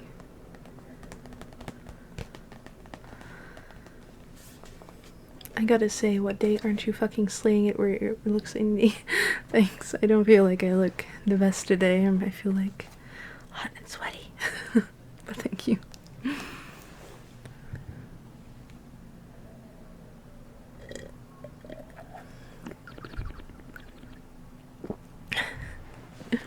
Okay. Gotta bounce soon, but I'm about 1/3 finished with the thingy. Nice. I can't wait, Cass.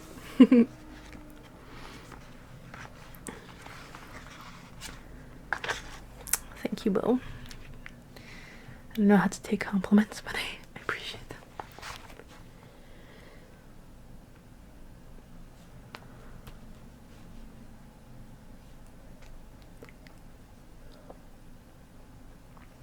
I can't burp properly, so like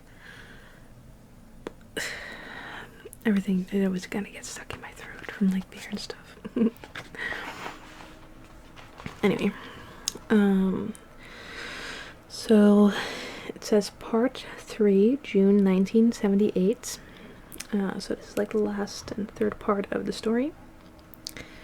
Chapter 15. He was out hunting for Cortman. It had become a relaxing hobby, hunting for Cortman, one of the few diversions left to him. On those days when he didn't care to leave the neighborhood and there was no demanding work to be done in the house, he would search. Under cars, behind bushes, under houses, up fireplaces and closets, under beds and refrigerators, any place which a moderately corpulent male body could conceivably be squeezed. Ben Cortman could be in any of these places at one time or another. He changed his hiding place constantly. Neville felt certain that Cortman knew he was singled out for capture. He felt, further, that Cortman relished the peril of it. If the phrase were not such an obvious anachronism, Neville would have said that Bart Cortman had a zest for life. Sometimes he thought Courtman was happier now than he had ever had before. Neville ambled slowly up Compton Boulevard towards the next house he meant to search. An uneventful morning had passed. Courtman was not found, even though Neville knew he was somewhere in the neighborhood. He had to be, because he was always the first one at the house at night. The other ones were almost always strangers. Their turnover was great, because they invariably stayed in the neighborhoods and Neville found them and destroyed them. Not Courtman. As he strolled, Neville wondered again what he'd do if he found Courtman. True, his plan had always been the same, immediate disposal. But that was on the surface. He knew it wouldn't be that easy. Oh, it wasn't that he felt anything toward Courtman. It wasn't even that Courtman represented a part of his past. That past was dead, and he knew it and accepted it. No, it wasn't either of those things. What it probably was, Neville decided, was that he didn't want to cut off a recreational activity. The rest were such dull, robot-like creatures. Ben, at least, had some imagination. For some reason, his brain hadn't weakened like the others. It could be, Neville often theorized, that Ben Courtman was born to be dead. Undead, that is, he thought, a wry smile playing on his full lips. It no longer occurred to him that Courtman was out to kill him. That was a negligible menace. Neville sank down on the next porch with a slow groan. Then, reaching lethargically into his pocket, he took out his pipe. With an idle thumb, he tamped rough tobacco shreds down in the pipe bowl. In a few moments, smoke swirls were floating lazily about his head in the warm, still air. It was a bigger, more relaxed Neville that gazed out across the wide field on the other side of the boulevard. An evenly paced hermit life, and increased his weight to 230 pounds. His face was full, his body broad and muscular underneath the loose-fitting denim he wore. He had long before given up on shaving. Only rarely did he crop his thick blonde beard, so that it remained only 2 to 3 inches from his skin. His hair was thinning, and it was long and straggly. Set in the deep tan of his face, his blue eyes were calm and unexcitable. He leaned back against the brick steps, puffing out slow clouds of smoke. Far out across that field he knew there was still a depression in the ground where he had buried Virginia, where she had unburied herself. But knowing it brought no glimmer of reflective sorrow to his eyes. Rather than go on suffering, he had learned to stultify himself to introspection. Time has lost its multidimensional scope. There was only the present for Robert Neville, a present based on day-to-day survival, marked by neither heights of joy nor depths of despair. I am predominantly vegetable, he often thought to himself. That was the way he wanted it. Robert Neville sat gazing at the white spot out in the field for several minutes before he realized that it was moving. His eyes blinked once, and the skin tightened over his face. He made a slight sound in his throat, the sound of doubting question. Then, standing up, he raised his hand to shade the sunlight from his eyes.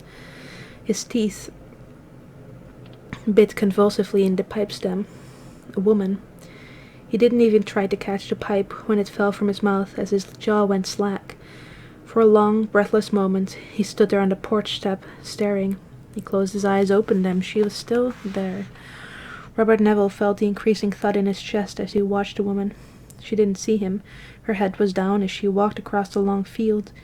He could see her reddish hair blowing in the breeze, her arms swinging loosely at her sides. His throat moved. It was such an incredible sight after 3 years that his mind could not assimilate it. He kept blinking and staring as he stood motionless in the shade of the house. A woman, alive, in the daylight. He stood, mouth partly open, gaping at the woman. She was young, he could see now. She came closer, probably in her 20s. She wore a wrinkled and dirty white dress. She was very tan, her hair was red. In the dead silence of the afternoon, Neville thought he heard the crunch of her shoes in the long grass. I've gone mad. The words presented themselves abruptly. He felt less shock at that possibility than he did at the notion that she was real. He had, in fact, been vaguely preparing himself for just such a delusion. It seemed feasible. The man who died of thirst saw mirages of lakes. Why shouldn't a man who thirsted for companionship see a woman walking in the sun? He started suddenly. No, it wasn't that.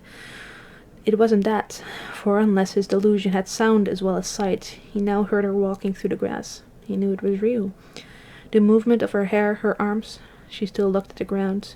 Who was she? Where was she going? Where had she been? His left arm went up. "Hi," he cried. He jumped down to the sidewalk. "Hi there." A moment of sudden, complete silence. Her head jerked up and they looked at each other. Alive, he thought. Alive. He wanted to shout more, but he felt suddenly choked up. His tongue felt wooden. His brain refused to function. Alive.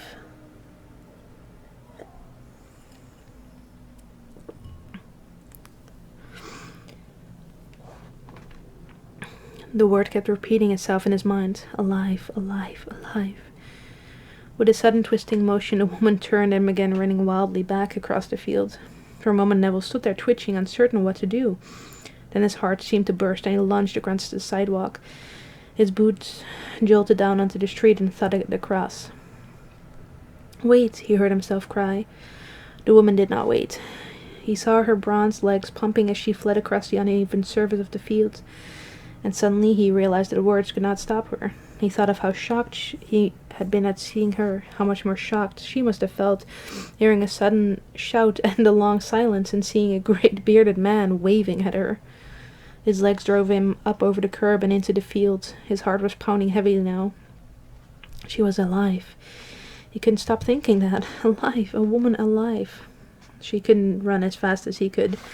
Almost immediately, Neville began catching up with her. She glanced back over her shoulder with terrified eyes. "I won't hurt you," he cried, but she kept running. Suddenly she tripped and went crashing down on one knee. Her face turned again, and he saw the twisted fright on her. "I won't hurt you," he yelled again. With a desperate lunge, she regained her footing and ran on. No sound now but the sound of her shoes and his boots thrashing through the heavy grass. He began jumping over the grass to avoid its impending height and gain more ground. The skirt of her dress whipped against the grass, holding her back. "Stop," he cried again, but more from instinct than with any hope that she would stop. She didn't.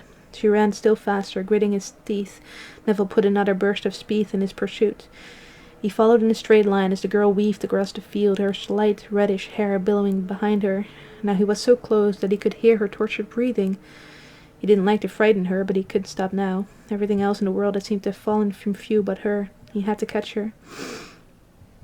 His long, powerful legs pistoned on, his boots thudded on the earth. Another stretch of field, the two of them ran, panting. She glanced back to him again to see how close he was. He didn't realize how frightening he looked.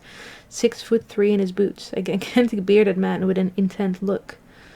Now his hand lurched out and caught her by the right shoulder. With a gasping scream, the young woman twisted away and stumbled to the side. Losing balance, she fell on one hip on the rocky ground. Neville jumped forward to help her up. She scuttled back over the ground and tried to get up, but she slipped and fell again, this time on her back. Her skirt jerked up over her knees. She stuffed herself up with a breathless whimper, her dark eyes terrified. "Here," he gasped, reaching out a hand. She slapped to the side with a slight grind, struggled to her feet. He caught her by the arm, and her free hand lashed out, raking jagged nails across his forehead and right temple. With a grunt, he jerked back his arm as she whirled and began running again. Neville jumped forward again and caught her by the shoulders. "What are you afraid?" He couldn't finish. Her hand drove stingingly across his mouth. Then there was only the sound of gasping and struggling, on their feet scribing and slipping on the earth, crackling down the thick grass. "Will you stop?" he cried, but she kept battling. She jerked back, and his taut fingers ripped away part of her dress. He let go, and the material fluttered down to her waist. He saw her tanned shoulder and the white brassiere cup over her left breast. She clawed out at him, and he caught her wrist in an iron grip.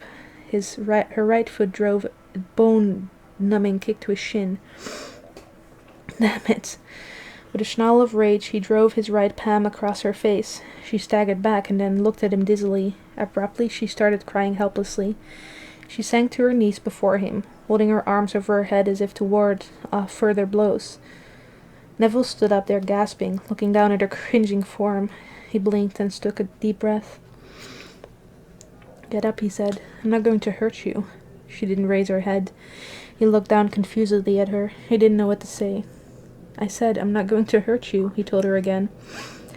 She looked up, but his face seemed to frighten her again, for she shrank back. She crouched there, looking up at him fearfully. What are you afraid of? He asked. He didn't realize that his voice was devoid of warmth, that it was the harsh, sterile voice of a man who had lost all touch with humanity. He took a step toward her, and she drew back again with a frightened gasp. He extended his hand. Here, he said, stand up. She got up slowly, but without his help. Suddenly noticing her exposed breasts, she reached down and held up the torn material of her dress. They stood there breathing harshly and looking at each other. And now that the first shock has passed, Neville didn't know what to say. He'd been dreaming of this moment for years. His dreams had never been like this. What's your name? He asked. She didn't answer. Her eyes stayed on his face, her lips kept trembling. Well? He asked loudly, and she flinched. Ruth. Her voice faltered. A shudder ran through Robert Neville's body. The sound of her voice seemed to loosen everything in him. Questions disappeared. He felt his heart beating heavily. He almost felt as if he were going to cry. His hand moved out, almost unconsciously. Her shoulder trembled under his palm. Ruth, he said in a flat, lifeless voice. His throat moved as he stared at her. Ruth, he said again. The two of them, the man and woman, stood facing each other in the great, hot field. That is an interesting way to pick up the ladies. And that also concludes our reading for tonight.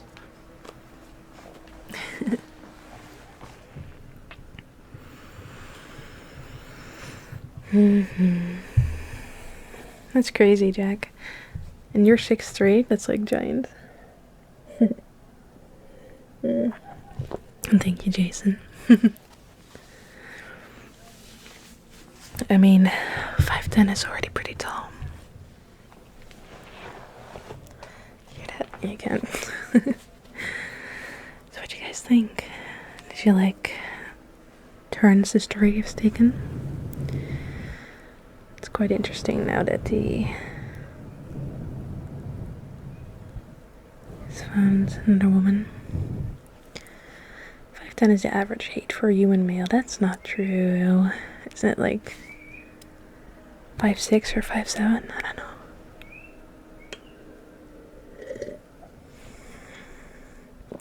Maybe 5'8". I don't know.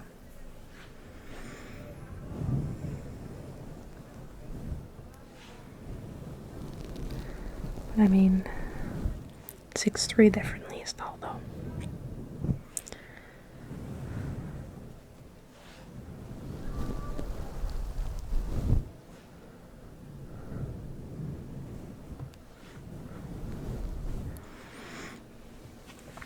I mean, if you stretch, like, does it count like raising your arms?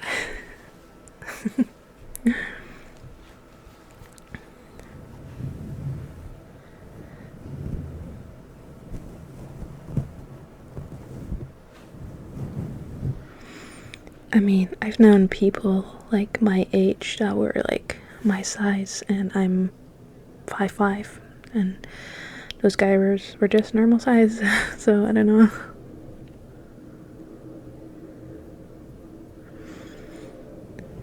Nice, Jason. I know. I was just joking. How does this sound like to you? Because to me, this sounds really nice. Like, it's kind of like a scalp massage, which is like one of my favorite triggers, so. That's so tiny, Bo. Like 5 feet. That's short, so. Well, yeah, my mom actually like commented on how she thought Derek would be taller.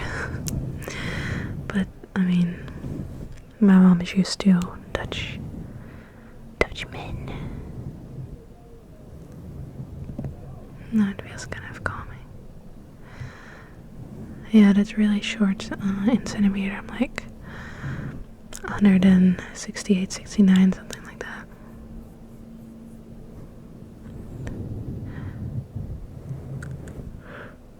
For a girl, I'm considered pretty short.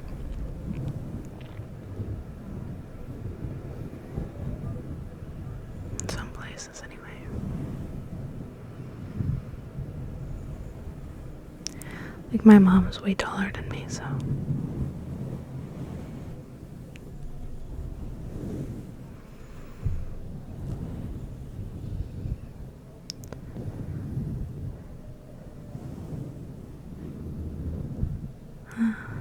That's good.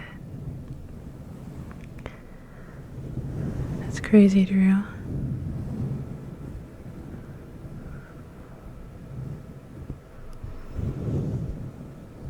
People are getting so tall nowadays, man.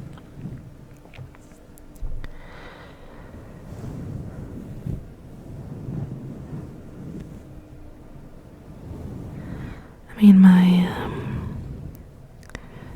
I have cousins that are like 6'8". They're super, super tall.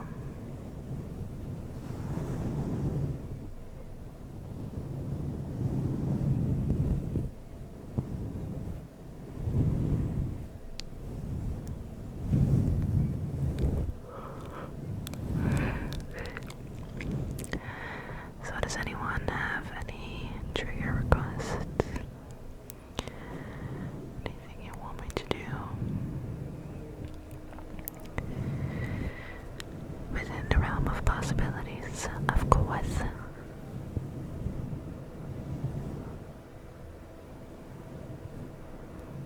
I mean, I don't care about height that much.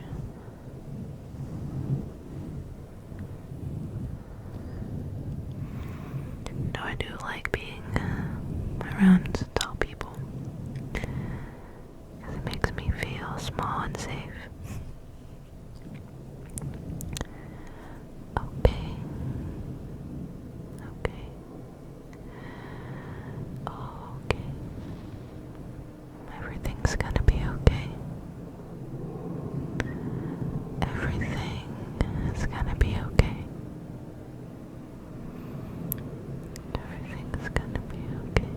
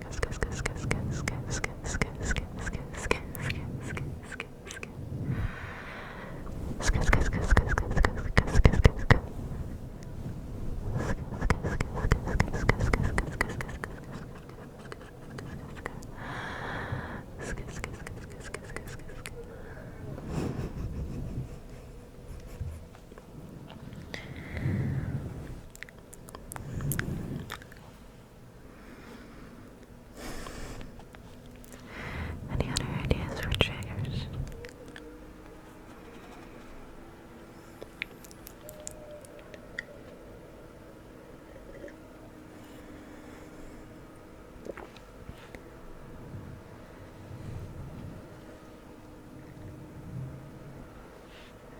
Good.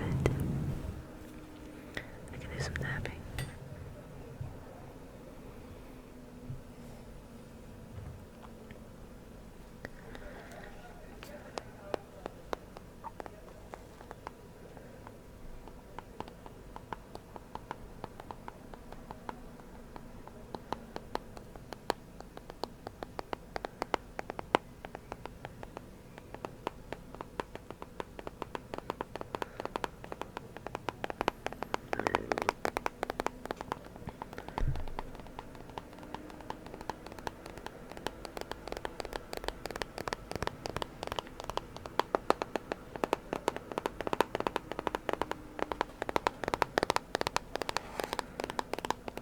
Tapping is one of my favorite triggers, personally.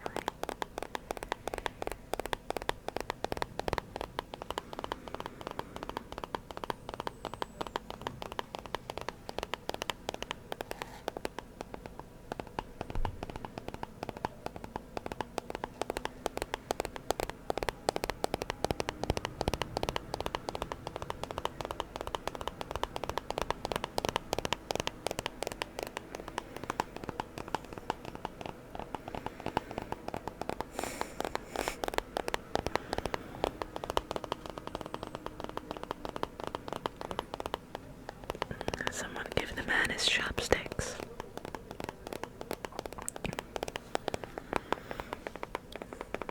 I heard a lot of people that experienced ASMR long before they discovered the ASMR videos.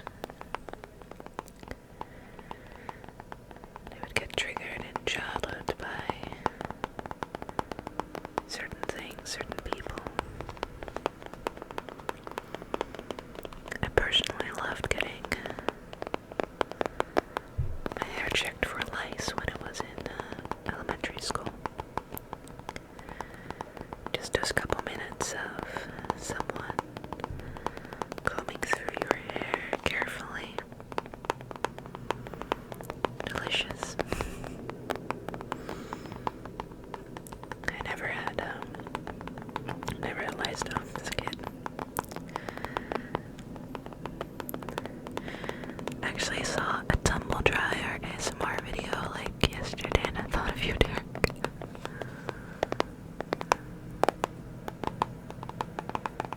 I love the sound of a tumble dryer. I've never fell asleep well at the barber shop. I always got a little bit nervous. Never liked getting my hair cut so much. I like the ASMR haircut roleplays though. An art class watching Bob Ross painting. Yeah, Bob Ross is a classic. I was talking about him yesterday with Cass. Bob Ross used to be a drill sergeant for 20 years. He was in the Air Force. I think he was stationed in Florida, I think. And he has been quoted to say that his role forced him to be mean and loud. And he'd be the kind of guy that tell you to scrub the latrine and make your bed. Stuff like that. And when he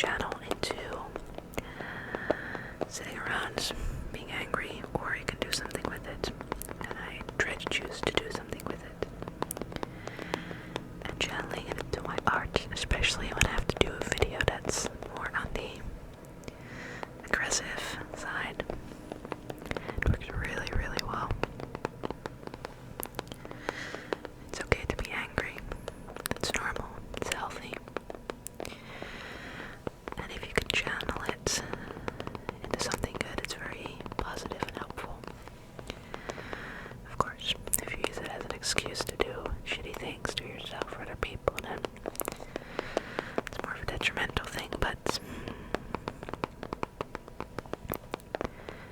there's a lot of opportunity to use it.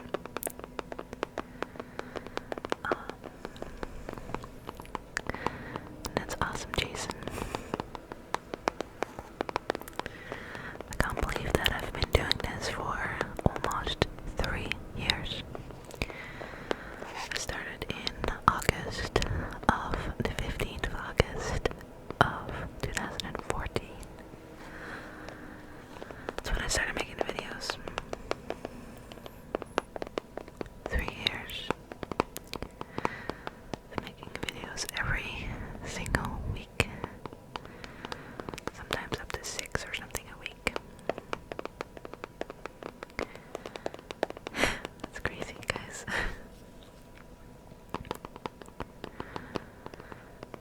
But it's the best job in the world. Yeah. We will have to do that. I'll have to prepare and come up with a video so I can release it when I'm over there.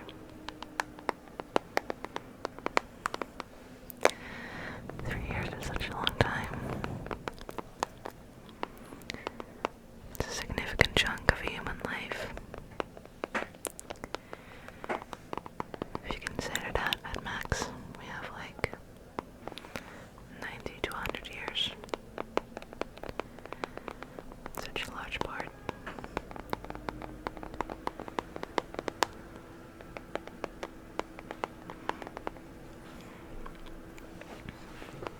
See, the subject of anger, I make music, heavy metal in general. I'll be going on a small West Coast tour, and I've done a few shows before, and after every performance I'll watch your videos. That's awesome. Does it help you wind down? Not to calm me down after, so I just want to say thank you for that. It's my pleasure. Thank you for sharing your art with the world. That's amazing. I'm happy you're able to do so. It makes me really happy. Oh wow, Cody, that's so long. So, you've been here almost 2 years as well. Yeah, that makes me so happy. And I've inspired other people to make videos as well. It's crazy. It's hard to see myself as an inspiration. It's hard to, to really acknowledge that, because you only have a perception of yourself from yourself. You cannot see yourself the way others see you, right? But it's extremely flattering, and it's extremely humbling, and it inspires me to do more, to do better. It inspires me to be good, and to try the best I can to put something positive into this world so others may look upon that and hopefully be inspired to do the same thing. It just makes me really, really happy to know that I, in any way, can be something positive in someone's life, and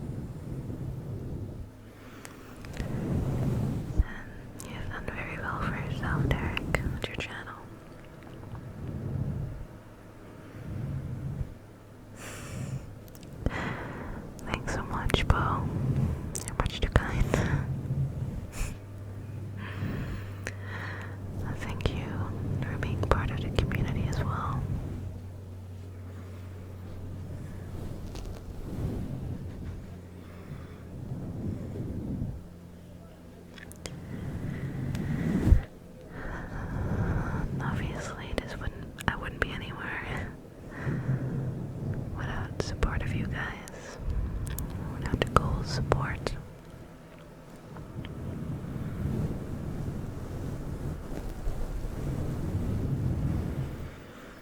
Well, I'm only one weird Dutch girl, so.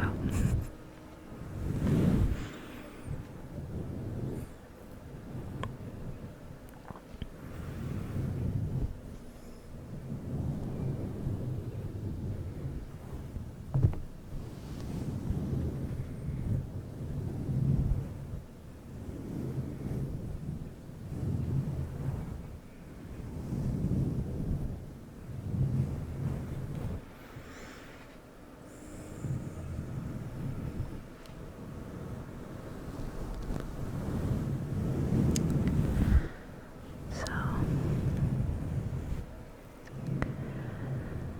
think I'm going to end this very soon. Because I spy with my little eye. We've been going for over 2 hours. But we can do some tone clicking.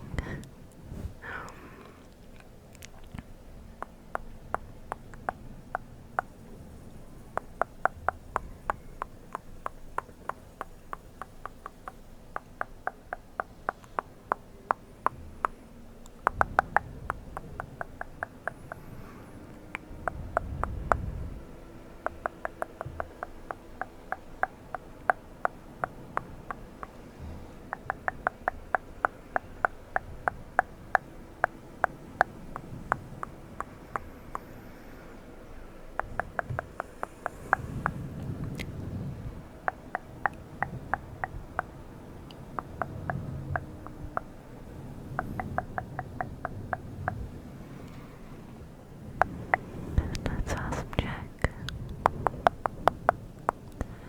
I'm proud of you.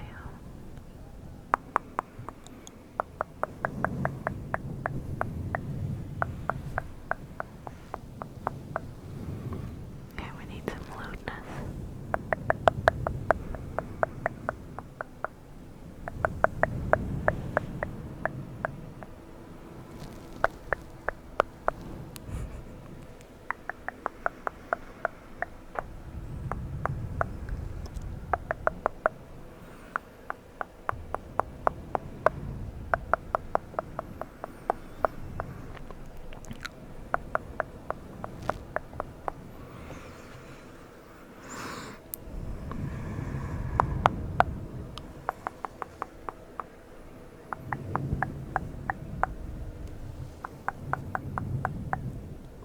I have something left to show you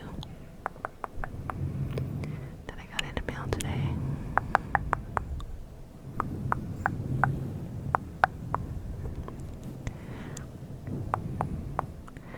Shat face poster.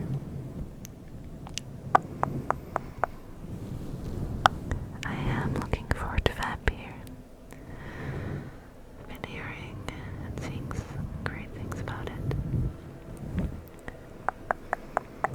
It's still from Don't Nod, right?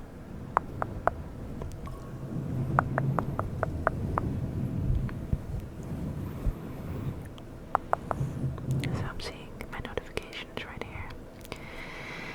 And Kaz linked me to something called Butt Plug Fidget Spinner.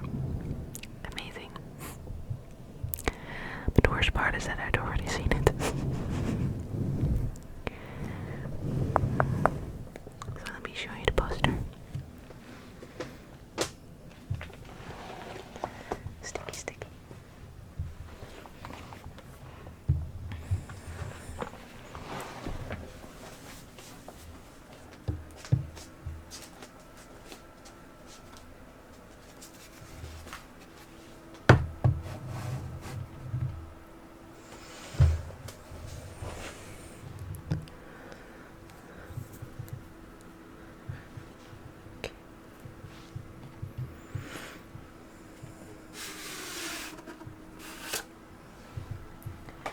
So I have a bunch of Shad's posters up on my wall already. I really love Pokemon, and he already did one with Steam Skull Grunts, but there's another one that he released last month, and I kind of ordered it like on the very last day, so these are two skull grunts. Team skull grunts. They had a version where they had like big fat food cocks, but I figured this would be, you know, a little more tasteful to put on the wall. You know, I'm all about tasteful art, as you can see. This is just, you know, something that you want in your living room when the folks come around for a visit and a cup of coffee, you know. Very tasteful, you know, art. So I got that. Still have to put it up on the wall. It's a little bit dark now, but I probably can't see it. Like over there, that's where they are, kind of. But I mean, I've put pictures up on Twitter of it. But yeah. So yeah, real classy. That's me.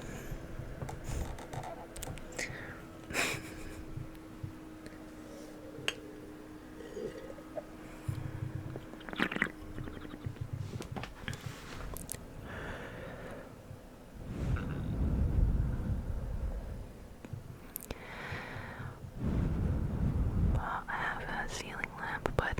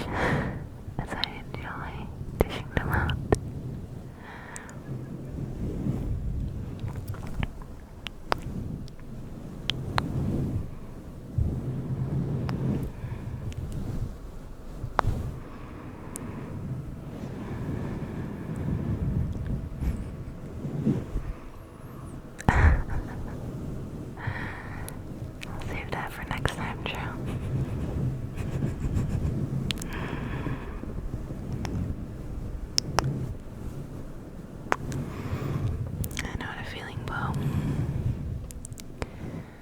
My heart doesn't like me very much.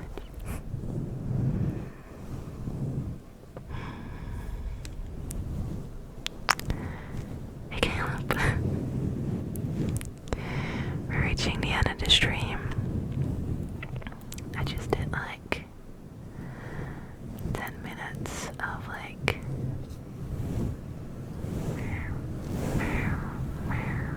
nuzzling. And before that, we hung out and I read from I Am Legend. But I'm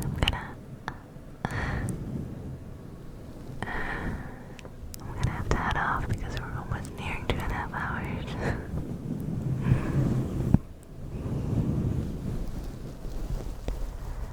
But as always, the link will be watchable. The whole stream, like everything that we've done, you can watch it back. That's okay.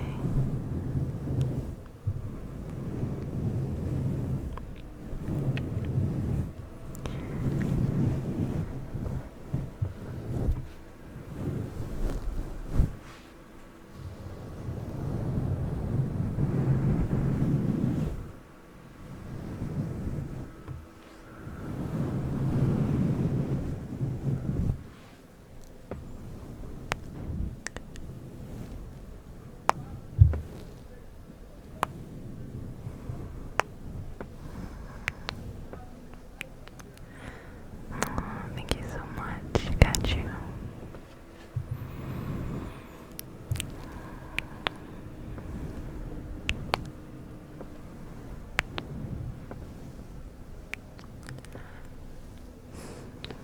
Go pick up your body, Bo.